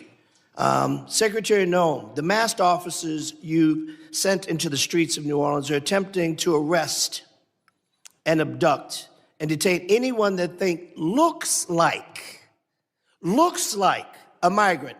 I got to ask the question, what does a migrant look like? Do you know what a migrant looks like, sir? Yes? Can you define what a migrant looks like to you? I cannot. Thank you. Can you tell me what you think a migrant looks like? These are targeted raids. Can you tell me what they look like? Yeah, you have to stop them. You have to check their identification. Okay, but can you tell me, if you were describing to me as a new $50,000 bonused ICE agent, what does a migrant look like? You would stop and you would ask them for ID, and you'd be on an intelligence-driven operation, which is what these ICE raids are. They're intelligence-driven operations. But if you were to say a guy's wearing a red shirt, you would say the guy's wearing a red shirt and a purple baseball hat. No one You is- would be able to give that description. But can you give a description of what a migrant looks like? Can you give a description of what a migrant looks like? We need to deploy ICE officers to stop people and ask them, and they go on intelligence. I reclaim my time. You clearly don't want to answer my question, and that's unfortunate because the American people want to know these answers. We want to know. I've got a quick video I want to show before my time runs. Please. Look at this. This is a stunning video from Louisiana. You hear that woman cry out. She's a 23-year-old running down the street away from the masked agents who are chasing her, repeating that she is a U.S.-born citizen. Stop. This is a United States citizen who's running away from ICE agents who, when she gets to her house and her husband comes out, they stop the chase. They clearly weren't chasing her for that. They appear to have been doing something nefarious. You know why? We can't tell the difference because they wear masks and they don't identify themselves as agents. That's a problem. Gentleman's time's expired. I recognize the gentleman from Tennessee, Mr. Van Epps, for 5 minutes of questions. Thank you, Mr. Chairman. Thank you to the Secretary and gentlemen. Thank you for being here today at this critical hearing. I'm honored to be here at my very first hearing as the newest member of Congress. And I've had the privilege to serve this country for over 20 years in uniform, first as an active duty U.S. Army helicopter pilot with service with the 160th Special Operations Aviation Regiment, and currently serving in the Tennessee Army National Guard. And I'm honored to continue the mission from a new post with this distinguished committee. To our witnesses today, allow me to begin by expressing my appreciation for the work you all do, for the work your teams do, the work that President Trump and this administration does to ensure the safety and security of our great nation. I have just a couple of questions focused on emerging AI-enabled threats.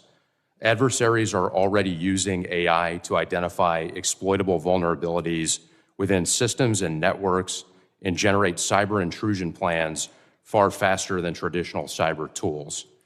Mr. Glasheen, sir, foreign cyber actors are increasingly using AI to refine malware, automate phishing, and sift large volumes of stolen data.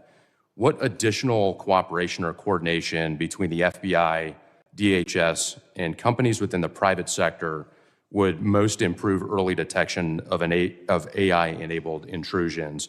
Or if you would just like to comment on this matter generally. No, I appreciate that opportunity. AI is a continued challenge right now. The relationships we have right now with government, private industry are strong right now with respect to any type of malware, ransomware. I think the CISA 2015 authorization that gives us the authorities, that's critical for the future success of that. And I think for the ongoing partnerships, I mean, the key piece here is that relationship with private sector, private industry. So we just continue to reinforce that. Thank you, sir. Director Kent, anything further you'd like to add on that from? No, AI is something we're closely monitoring. I mean, the ability for terrorists to breach language barriers and also to inspire people to conduct attacks and then give them AI-specific instructions, something we're monitoring carefully and very concerned about. Thank you, sir. Thank you both. I know you both spent your entire careers defending this country and greatly appreciate that, your service and sacrifice. Mr. Chairman, I yield back. Will the gentleman yield? Mr. Van Epps, can I have your time? Yes, sir. Mr. Kent, I want to talk to you a little bit about what we just had with Mr. Carter. I want to let you finish the answer about what infiltrate easily while they communicate into an inspirational methodology where you have key members putting out media and putting out how-to guides to reach out and to touch individuals inside the United States. We recently disrupted one of those attacks just before Halloween, thanks to the work of the FBI with support from really the entire U.S. intelligence community and the Joint Terrorism Task Force model in Michigan. That plot touched multiple states and had ties to ISIS inside Iraq and Syria. Another issue that we are addressing right now, thanks to the decisive leadership of President Trump, is the scourge of fentanyl, gang, and cartel violence. Under President Trump's leadership, we've designated these cartels and gangs as terrorist organizations, and we've done that rightfully so. These individuals, these terrorists, have killed hundreds of thousands of Americans, as these angel families will tell you firsthand. And by designating them as terrorists has allowed us to turn the tools of the intelligence community against them and predominantly watch list them as terrorists to prevent them from ever coming into America in the first place. To date, we've added about 35,000 of these narco-terrorists to our terrorist watch list, and we've stopped just around 6,000 of these terrorists from ever entering our country, from setting foot inside of America. They can no longer kill Americans with impunity. These are just some of the issues that we're covering 24/7, 365 at the National Counterterrorism Center, and I look forward to discussing more with you all today. Thank you. Thank you, Director Kent. And now recognize Director Glasheen for 5 minutes to summarize his opening statement. Good morning, Chairman Garbarino, Ranking Member Thompson, and members of the committee. I'm Operations Director Michael Glasheen. I oversee the FBI's National Security Divisions. I am honored to be here with you, representing the people of the United States, the FBI, who tackle the complex and grave threats we face with perseverance, professionalism, and integrity. Our nation faces serious and evolving threats, ranging from international terrorists to hostile foreign intelligence operatives, from sophisticated cyber attacks to internet-facilitated sexual exploitation of children, from violent gangs and criminal organizations to public corruption and corporate fraud. Keeping pace with these threats is a significant challenge. Our adversaries take advantage of the internet, social media, and emerging technologies like artificial intelligence to influence the American people, facilitate illegal activities, and recruit followers. Even as 2026 marks the 25th anniversary of the 9/11 attacks, terrorism remains a persistent but evolving threat. Over the past several years, the FBI has identified a particularly concerning uptick in the radicalization of young people. Radicalization of domestic terrorists most often occurs online. Social media and encryption have increased the speed and accessibility of the violent extremist content. International terrorists continue to pose one of the greatest, most immediate threats to the homeland. Some international terrorists and people located and radicalized to violence primarily inside the United States who are not receiving individualized direction from foreign terrorist organizations or FTOs, but are inspired to commit violence by FTOs such as ISIS and Al-Qaeda. Iran continues to plot attacks against former government officials in retaliation for the January 2020 death of Islamic Revolutionary Guard Corps, or IRGC, Commander Qasem Soleimani. Iran also continues to provide support to its proxies and terrorist organizations throughout the world, such as Lebanese Hezbollah. China, Russia, Iran, North Korea, and criminal ransomware continue to be the top cyber threats facing the United States. And there's no clear line where cyber criminal activity ends and nation-state activity begins. Critical infrastructure remains a highly attractive target for cyber criminals and nation-state actors due to the potential to cause widespread disruption, financial damage, and risk to our national security. The United States faces foreign intelligence threats as nations such as the People's Republic of China, Russia, and Iran become more aggressive and capable than ever. The PRC has deliberately created an environment that abuses global interconnectedness and encourages intellectual property acquisition using human intelligence officers, corrupt corporate insiders, foreign direct investment, and cyber intrusions. Russia continues to seek and acquire U.S. technologies to help rebuild its defense industrial base, relying on complex procurement networks to evade U.S. export controls and sanctions. The United States faces many criminal threats, including violent crime, financial and healthcare fraud, transnational and regional organized criminal enterprises, crimes against children, and human trafficking, violent threats against public election officials, personnel, and public corruption. Currently, the FBI-led task forces are staffed with over 9,000 federal, state, local, tribal, and territorial partners. Many of these task forces are focused on cartels, violent crime, drug trafficking, child exploitation, and human trafficking across our nation's communities. The FBI has and continues to establish strong capabilities to assess the threats, share intelligence, and leverage key technologies. We recruit the best to serve as special agents, intelligence analysts, and professional staff. Our leadership team views change and transformation as a positive tool for keeping the FBI focused on the gravest threats facing our nation. Over the past few months, We started the process to relocate hundreds of positions from the National Capital Region out to field offices across the country. This enhancement to field resources increases our investigative capacity across our 56 field offices and enhances the FBI's commitment to addressing violent crime, gangs, drugs, counterintelligence, and terrorism threats. Our fellow citizens look to us to protect the homeland from these threats. And every day, the men and women of the FBI continue to meet and exceed these expectations. I'm proud to represent them in testimony today, and I welcome your questions. Thank you, Director Goshin.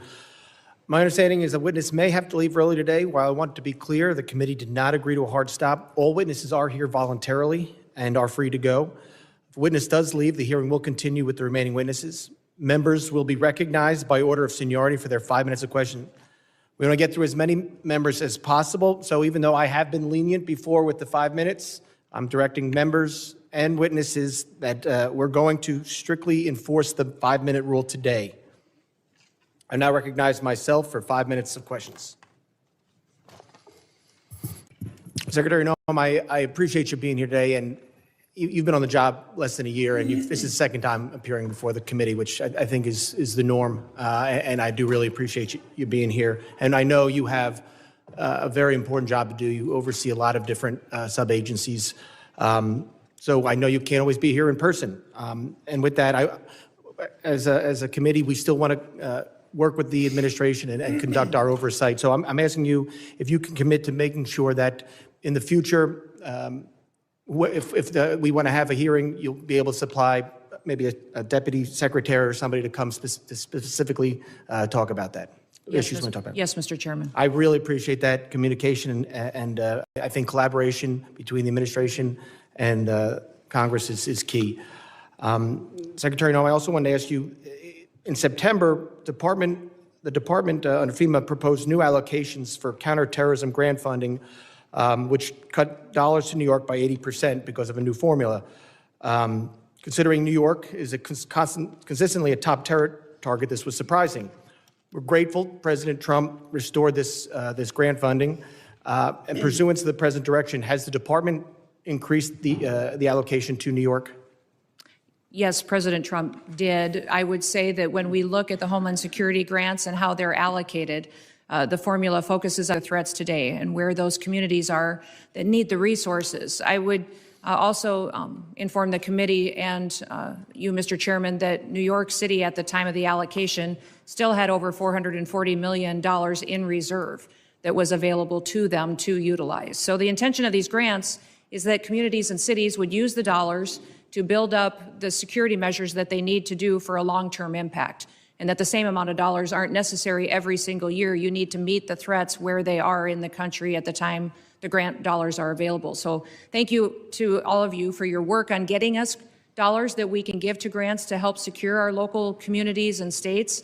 But when we're looking at cities that have hundreds of millions of dollars in reserves, we recognize that giving them hundreds of dollars of millions more may not be appropriate considering all of the threats that we have. But President Trump has sent more resources to New York City. We'll continue to meet the threats head on because that is our mission, is to make sure that we're looking at every single threat that we have. The formula that we have considered and have put in place recognizes what came over the border, where we see the infiltration going, which communities are impacted, and what we need to do to harden our systems. I appreciate that, Secretary, and I appreciate the work you're doing with the President. I appreciate his decision to send that increased money to New York. I have a question. Since this is about worldwide threats, can you discuss what DHS's most significant concerns are today for the country? I would say, Mr. Chairman, what keeps me up at night is that we don't necessarily know all of the people that are in this country, who they are and what their intentions are. We think up to 15 to 20 million people came in under the Biden administration on the invasion over the southern border. They were not vetted. They were allowed to pour in. Our parole programs, our asylum programs, our visa programs were all exploited, and the integrity was demolished under Joe Biden and the leadership at the Department of Homeland Security. And frankly, the entire department was neglected. In fact, I believe the Secretary was told at times not to do certain things by the Biden administration to facilitate this invasion. So what keeps me up at night is the individuals that are in this country that wish to do us harm. And that is why we are so aggressive at making sure that we're going out and doing investigative work, finding those violent criminals, finding those people who shouldn't be in this country to begin with, and those that want to go after and to harm our American citizens. Thank you, Secretary. Director Kushine, as you heard and as you said, during the next few years, the United States will host more major events than ever before. This brings obvious security concerns, including counter drones, which we just passed some new authorities in the NDA yesterday. How is the FBI preparing for counter drone threats during mass gathering events? Chairman, thank you for that question. Counter UAS, the passage of the legislation yesterday is a game changer for us. How we're preparing for that going forward, we just stood up a counter UAS school down in Huntsville, Alabama, where we will train federal officials, state, locals, as well to assist with that preparation and implementation of using counter UAS technology. Prior to this passage, it was only the FBI and or DHS that could provide that assistance. Now that this passage of authority, it will allow us to have a greater handling of the threat to a mass event. Thank you very much. I yield back. I now recognize the ranking member for 5 minutes of questions. Thank you very much, Mr. Chairman. Mr. Gladstein, will you tell me the organizations that pose on the domestic side, two of the organizations, number one, number two, threat to the homeland at this point? Can you please clarify, like, organizations? Any domestic terrorist organization that poses a threat to the homeland as we speak? I'd say the first one, President Trump had just announced executive order domestic terrorist organization, Antifa. That's our primary concern right now. All right, that's what President Trump did. What does the FBI say? We share the same view. When you look at the data right now, you look at the domestic terrorist threat that we're facing. Right now, what I see from my position is that's the most immediate violent threat that we're facing on the domestic side. So where is Antifa headquartered? What we're doing right now with the organization. Where in the United States does Antifa exist? Yep. If it's a terrorist organization and you've identified it as number one. We are building out the infrastructure right now. So what does that mean?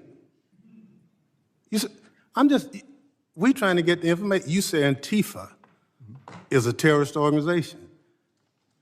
Tell us as a committee, how did you come to that?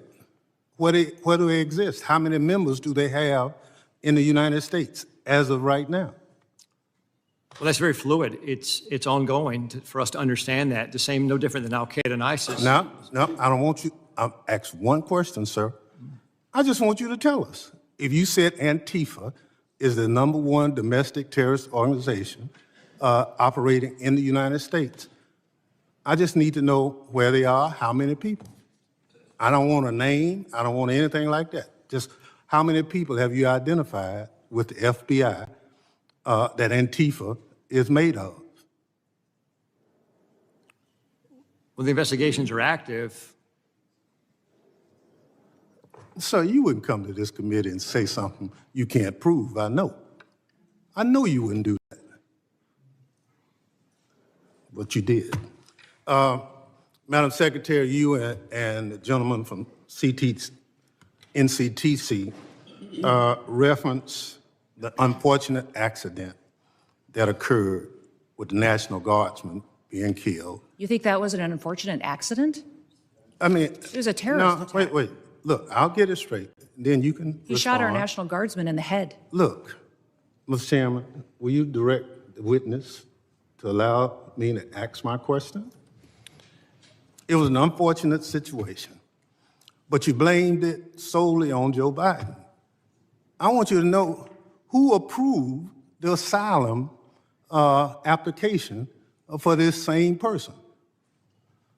Mr. Thompson, this individual that came into the country. No, I want to know who approved. Congressman Thompson, I want you to understand. No. When this individual came into the country, he came under I'm not going to let you. Evacuation of Afghanistan under Operation Allies Welcome, was thoroughly vetted by the Biden administration at that point in time, allowed into our country, and then was never followed up. I want to remind everybody in Congress. Reclaim my time. We follow the law. And every asylum is supposed to have a check-in every single year, and the Biden administration failed to do that. They vetted this individual, allowed them into our country, and did not do The witness will allow the gentleman to ask his question. Yes or no? Who approved the asylum claim? The application on the asylum was thoroughly filled out by information that was gathered by the Biden administration. So the Biden administration approved the asylum. The asylum application was put into place under the rules established by the Biden administration. Reclaiming my time. I don't want to file perjury charges against you, but I'm of the opinion that the Trump administration, DHS, your DHS, approved the asylum application. The asylum application moved forward under all of the information and vetting processes that were put in place under the Biden administration, which is when vetting happened. And that's what President Trump has changed. Under President Trump's administration. Reclaim my time again. When it's obvious you don't want to answer the question. Mr. Kent, do you want a shot at it? The individual was vetted to serve as a soldier in Afghanistan, and that vetting standard was used by the Biden administration as a ruse to bring him here. Had we followed the standard operating procedures for special immigrant visas, that individual and none of the Allies Welcome people would have come to America. That's on Joe Biden. Gentleman's time has expired. That was the answer. Point of order, Mr. Chairman. That was a murder that took place in D.C. It was not an unfortunate incident. And those comments are effing disrespectful. Who is it? I expect better from the It's not a valid point of order. I will now recognize the gentleman from Texas, the former chairman, Mr. McCall, for 5 minutes. Thank you, Mr. Chairman. Madam Secretary, great to see you. This hearing reminds me of the novel A Tale of Two Cities. They see it, the Dems see it as the worst of times, but I see it really as the best of times. And what do I mean by that? Under the Biden administration, 15 to 20 million illegal aliens, unvetted, as you indicated, came into this country. What I think most disturbing is Director Kent's testimony. 18,000 known or suspected terrorists got into this country under the Biden administration. That's why we impeached Mayorkas. I was one of the managers. He told his Border Patrol, you don't have to pay attention to federal law when it says shall detain aggravated felons. He disregarded federal law and says, you know what, may detain. It's discretionary. And guess what? We have thousands of aggravated felons now, or if not millions, in this country today. That was the worst of times. Let me go to the best of times.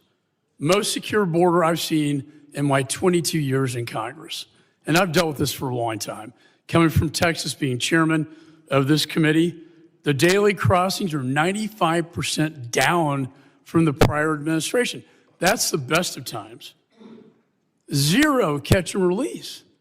My very first bill in Congress 22 years ago was to end catch and release. 22 years later, we finally have achieved that goal. That, Madam Secretary, is the best of times. An all-time record low. America is safer today. I feel so. And when I look at the Venezuelan vessels attacked, the president had every right under the Constitution, Article 2, international waters, cartels designated as FTOs, coming into our country to spread poison to kill Americans. If that's not self-defense, I don't know what it is. And then finally, Madam Secretary, thank you for taking out the shadow Iranian oil tankers headed from Venezuela to Cuba, getting around our sanctions that Congress passed. I'm finally seeing an administration flexing its muscle in this hemisphere, which has been neglected for so many years. So air, land, and sea is your charge. It's the military's charge as well. I see the land secure. I see the maritime borders getting more secure, and I applaud you for that. On the air secure piece, I chair the Special Events Task Force, that's FIFA, the Olympics, the 250th anniversary. Drones are the biggest threat as I see it. I see it in Ukraine and its conflict with Russia, and I see it across our border, and I see it at these events. If you could update me, and with the new NDA authorization to allow federal, state, and locals to work together to identify hostile adversary drones and take them down, can you tell me how that will impact your ability, Madam Secretary, to better secure these special events? Yes, thank you, Congressman McCall, and thank you for your leadership. I understand you're retiring, and I'm sad about that. You've been a statesman. Thank you for serving with such dignity. Thank you. The counter-drone and drone technology that is out there today, frankly, our authorities haven't kept up with. And so thank you for that legislation. Thank you for giving us the opportunity to truly defend the homeland. Here at the Department of Homeland Security, we are going to be investing upwards to $1.5 billion into drone technology and counter-drone technology and mitigation measures that we can deploy not just across different NSC events or large-scale events that we're responsible for the security on, but also that we can use to partner with cities and states for celebrations and different things that they may hold as well. So we have the responsibility at the Department of Homeland Security for FIFA and the 11 cities that will be hosting the matches here in the United States, also the Olympics, the America 250 celebrations, also other national security events that happen, such as Mardi Gras and other events that are going on throughout the country. So this program that we will have will not only work within the events that the department is responsible for, but we will be able to sign agreements with states and cities to provide measures that they don't currently have. And we're working with the FAA as well to get what we need to be able to operate. And we don't want just to detect, we don't want to just monitor, we need to mitigate. We need to take these drones down. We need to. If I could add, my time's going to expire. There is so much technology out there today, counter drone technology, that I've been working to get into Ukraine to protect them from Russian drones that we can deploy at these events. I'd love to visit with you on that at a later date. And thank you for your service. Yeah, thank you. Gentleman's time's expired. I now recognize the gentleman from California, Mr. Correa, for 5 minutes of questions. Thank you, Mr. Chairman. And I agree with my colleague from Texas. It is a tale of two cities. Secretary Noem, Trump administration, you're going after the worst of the worst criminals, and we agree with you. The problem is 70% of the people you've arrested have no criminal record. You're going after non-criminal immigrants, U.S. citizens, and permanent legal residents. Donna Hughes Brown, Irish citizen, green card holder, 48 years in the United States. She also happens to be the mother of a U.S. Marine, sister to a retired Army colonel. She's in ICE detention since July. From Ireland, arrested, has been there since then. Her crime? She wrote 2 bad checks for less than $80 a decade ago. You arrested her, she's in custody. Her husband, Jim Brown, came to us and told us her story. Jim told us, I voted for President Trump because he promised to go after criminals in our community and not people like my wife. If I can, I'd like to play a video for you.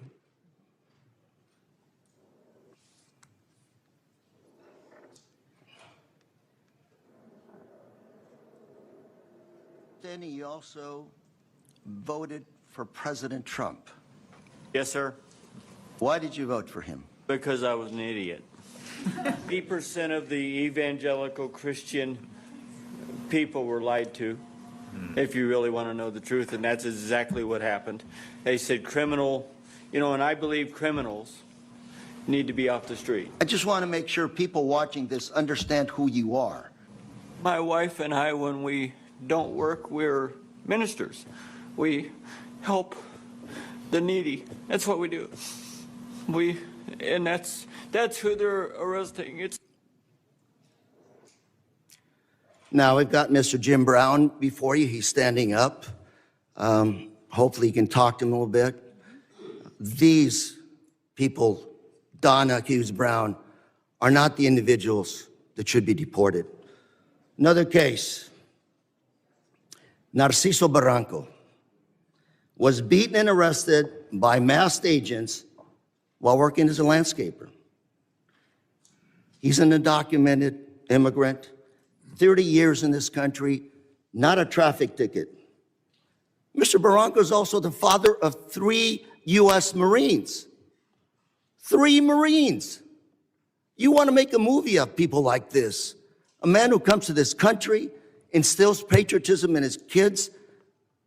They swear an oath to serve and possibly give up their life for this country.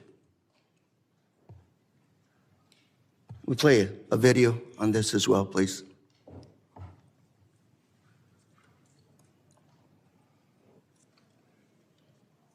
Masked federal agents were filmed pinning a man to the ground and repeatedly striking him in the head and neck before putting him in an unmarked car. The man in the video has been identified as Narciso Barranco and is the father of 2 active duty Marines and 1 Marine veteran. The Department of Homeland Security said an illegal alien was arrested by Border Patrol agents after he, quote, assaulted federal law enforcement, adding that Barranco, quote, swung a weed whacker directly at an agent's face. Video shared by DHS and reviewed by CNN shows Barranco running with a weed whacker, but does not show him striking officers. I also have with us today Alex Barranco behind you, a retired Marine. That's his father. And Alex, on behalf of myself, members here, I want to thank you for your service to our country, and we also thank your brothers for serving our great country. Thank you very much. Got another case. George Rete, 25-year-old, native of California, my home state. He's a U.S. citizen, Army veteran who served in Iraq. Well, on his way to work, he came to an immigration checkpoint. Pulled over. I don't know where officers deployed tear gas window, pepper sprayed him, and dragged him out of his car. An American citizen held for 72 hours without any charges, wasn't even given the opportunity to shower, to wash off that paper spray. Gentleman's time's expired. I now recognize the gentleman from Mississippi, Mr. Guest. Mr. Chairman, I have 2 articles I'd like to present for the record. Unanimous consent. Under President Trump, an agency intended to keep Americans safe has diverted resources from child abuse, trafficking, and terrorism to immigration enforcement. Second is this letter from my Orange County Sheriff, Don Barnes, essentially talking about all the individuals under Prop 50 referred to ICE 2025 year to date. 50 of them. Without objection. ICE never showed up to pick them up. Without objection. Chairman? I will Chairman? entertain, Chairman? UCs at the end of the hearing. I want to entertain all UC motions at the end of the hearing. We have witnesses. I want to make sure everybody has time. So if we do this now, we do have a witness has to leave. You're just going to be taking time from other members, but I will entertain UC motions at the end of this hearing. I now recognize the gentleman from Mississippi, Mr. Guest, for 5 minutes. Thank you, Mr. Chairman. Madam Secretary, it's great to see you again. Thanks for appearing before us again.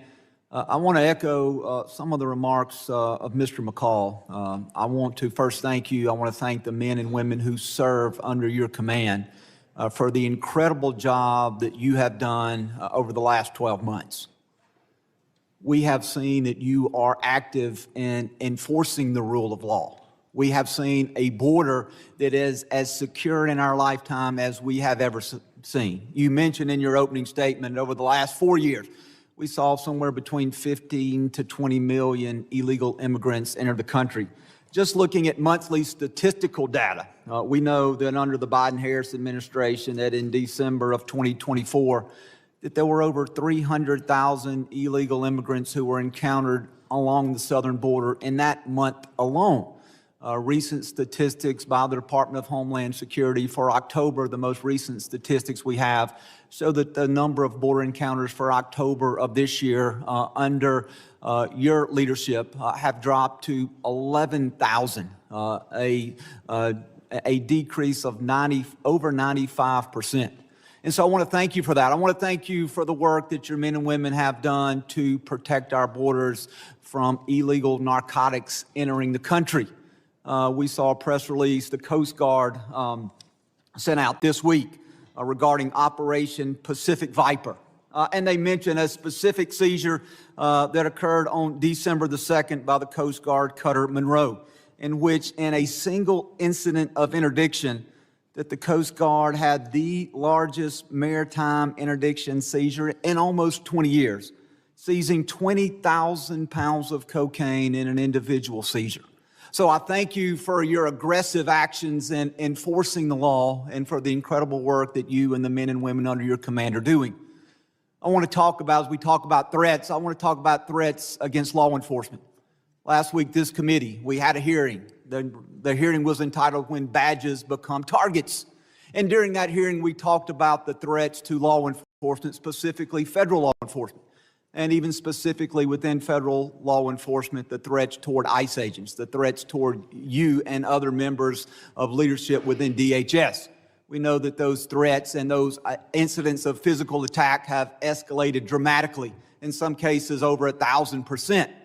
And part of the driving force, I believe, behind those threats is what I refer to as rhetoric against law enforcement. And I brought this up last week, and I want to bring this up again with you and give you a chance to briefly address this.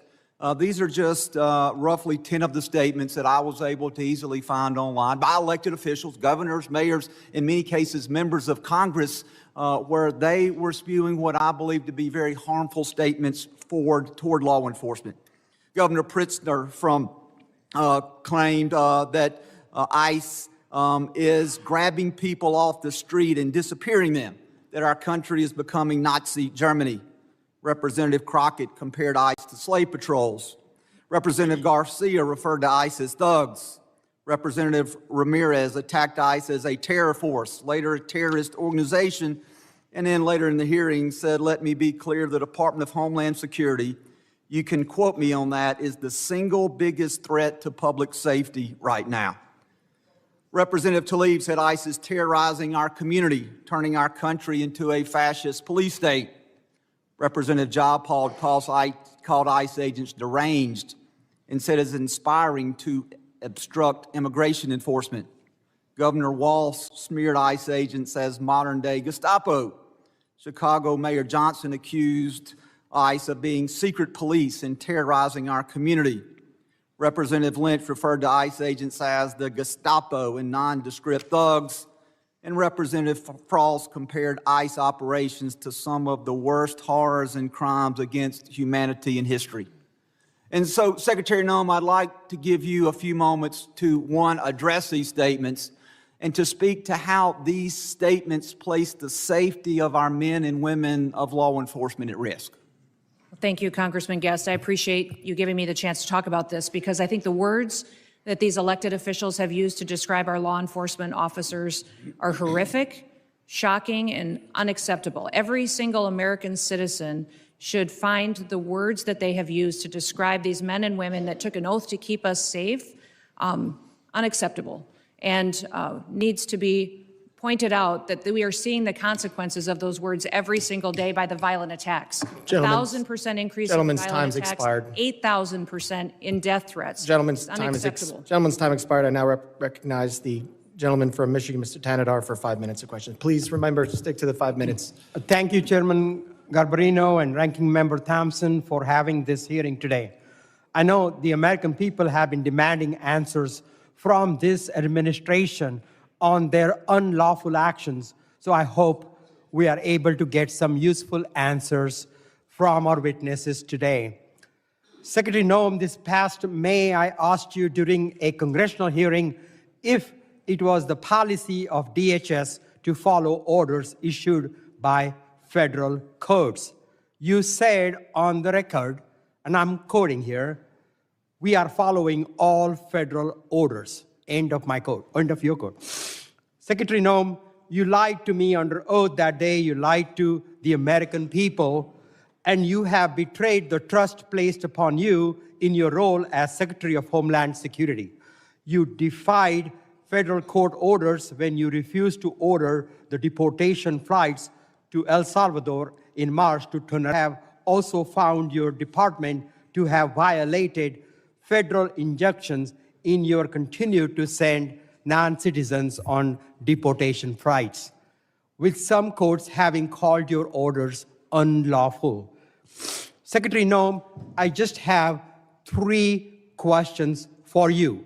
1, why did you lie under oath by saying DHS was following all federal court orders when they clearly were not? Congressman. Question 2, let me finish my questions. Question 2, why did you mislead the American people when you said that no American citizens have been arrested or detained by federal immigration agents? And my last question, number 3, Donald Trump said that your ICE agents haven't gone far enough. Do you think terrorizing American citizens and assaulting peaceful protesters isn't far enough?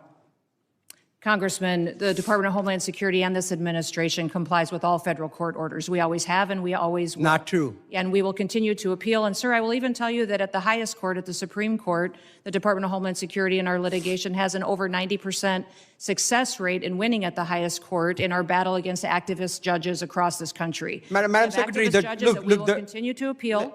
And then when it gets to the highest court and we get a decision, it is proven that we are right, that we have been compliant. I will also say, Madam Secretary, let me. Do you want me to answer your questions or not? I do, but let me. You haven't been telling us the truth. Look, there have been at least 170 known cases of citizens being arrested or detained by federal immigration agents this year alone. This is the truth. Are you lying to the American people right now by denying these reports? When we are doing our targeted enforcement operations against criminal illegal aliens, individuals that are in that area may be detained until we verify who they are, and then they are released. This has been done for years, and every single law enforcement operation that has always happened, we follow the same protocols, and we continue to do that. We have never once detained or deported an American citizen. We have not held them and charged them. When we find out and verify their identity, then that is when they are released. You also asked about ICE agents going far enough. Sir, I will tell you that every single ICE agent, CBP agent,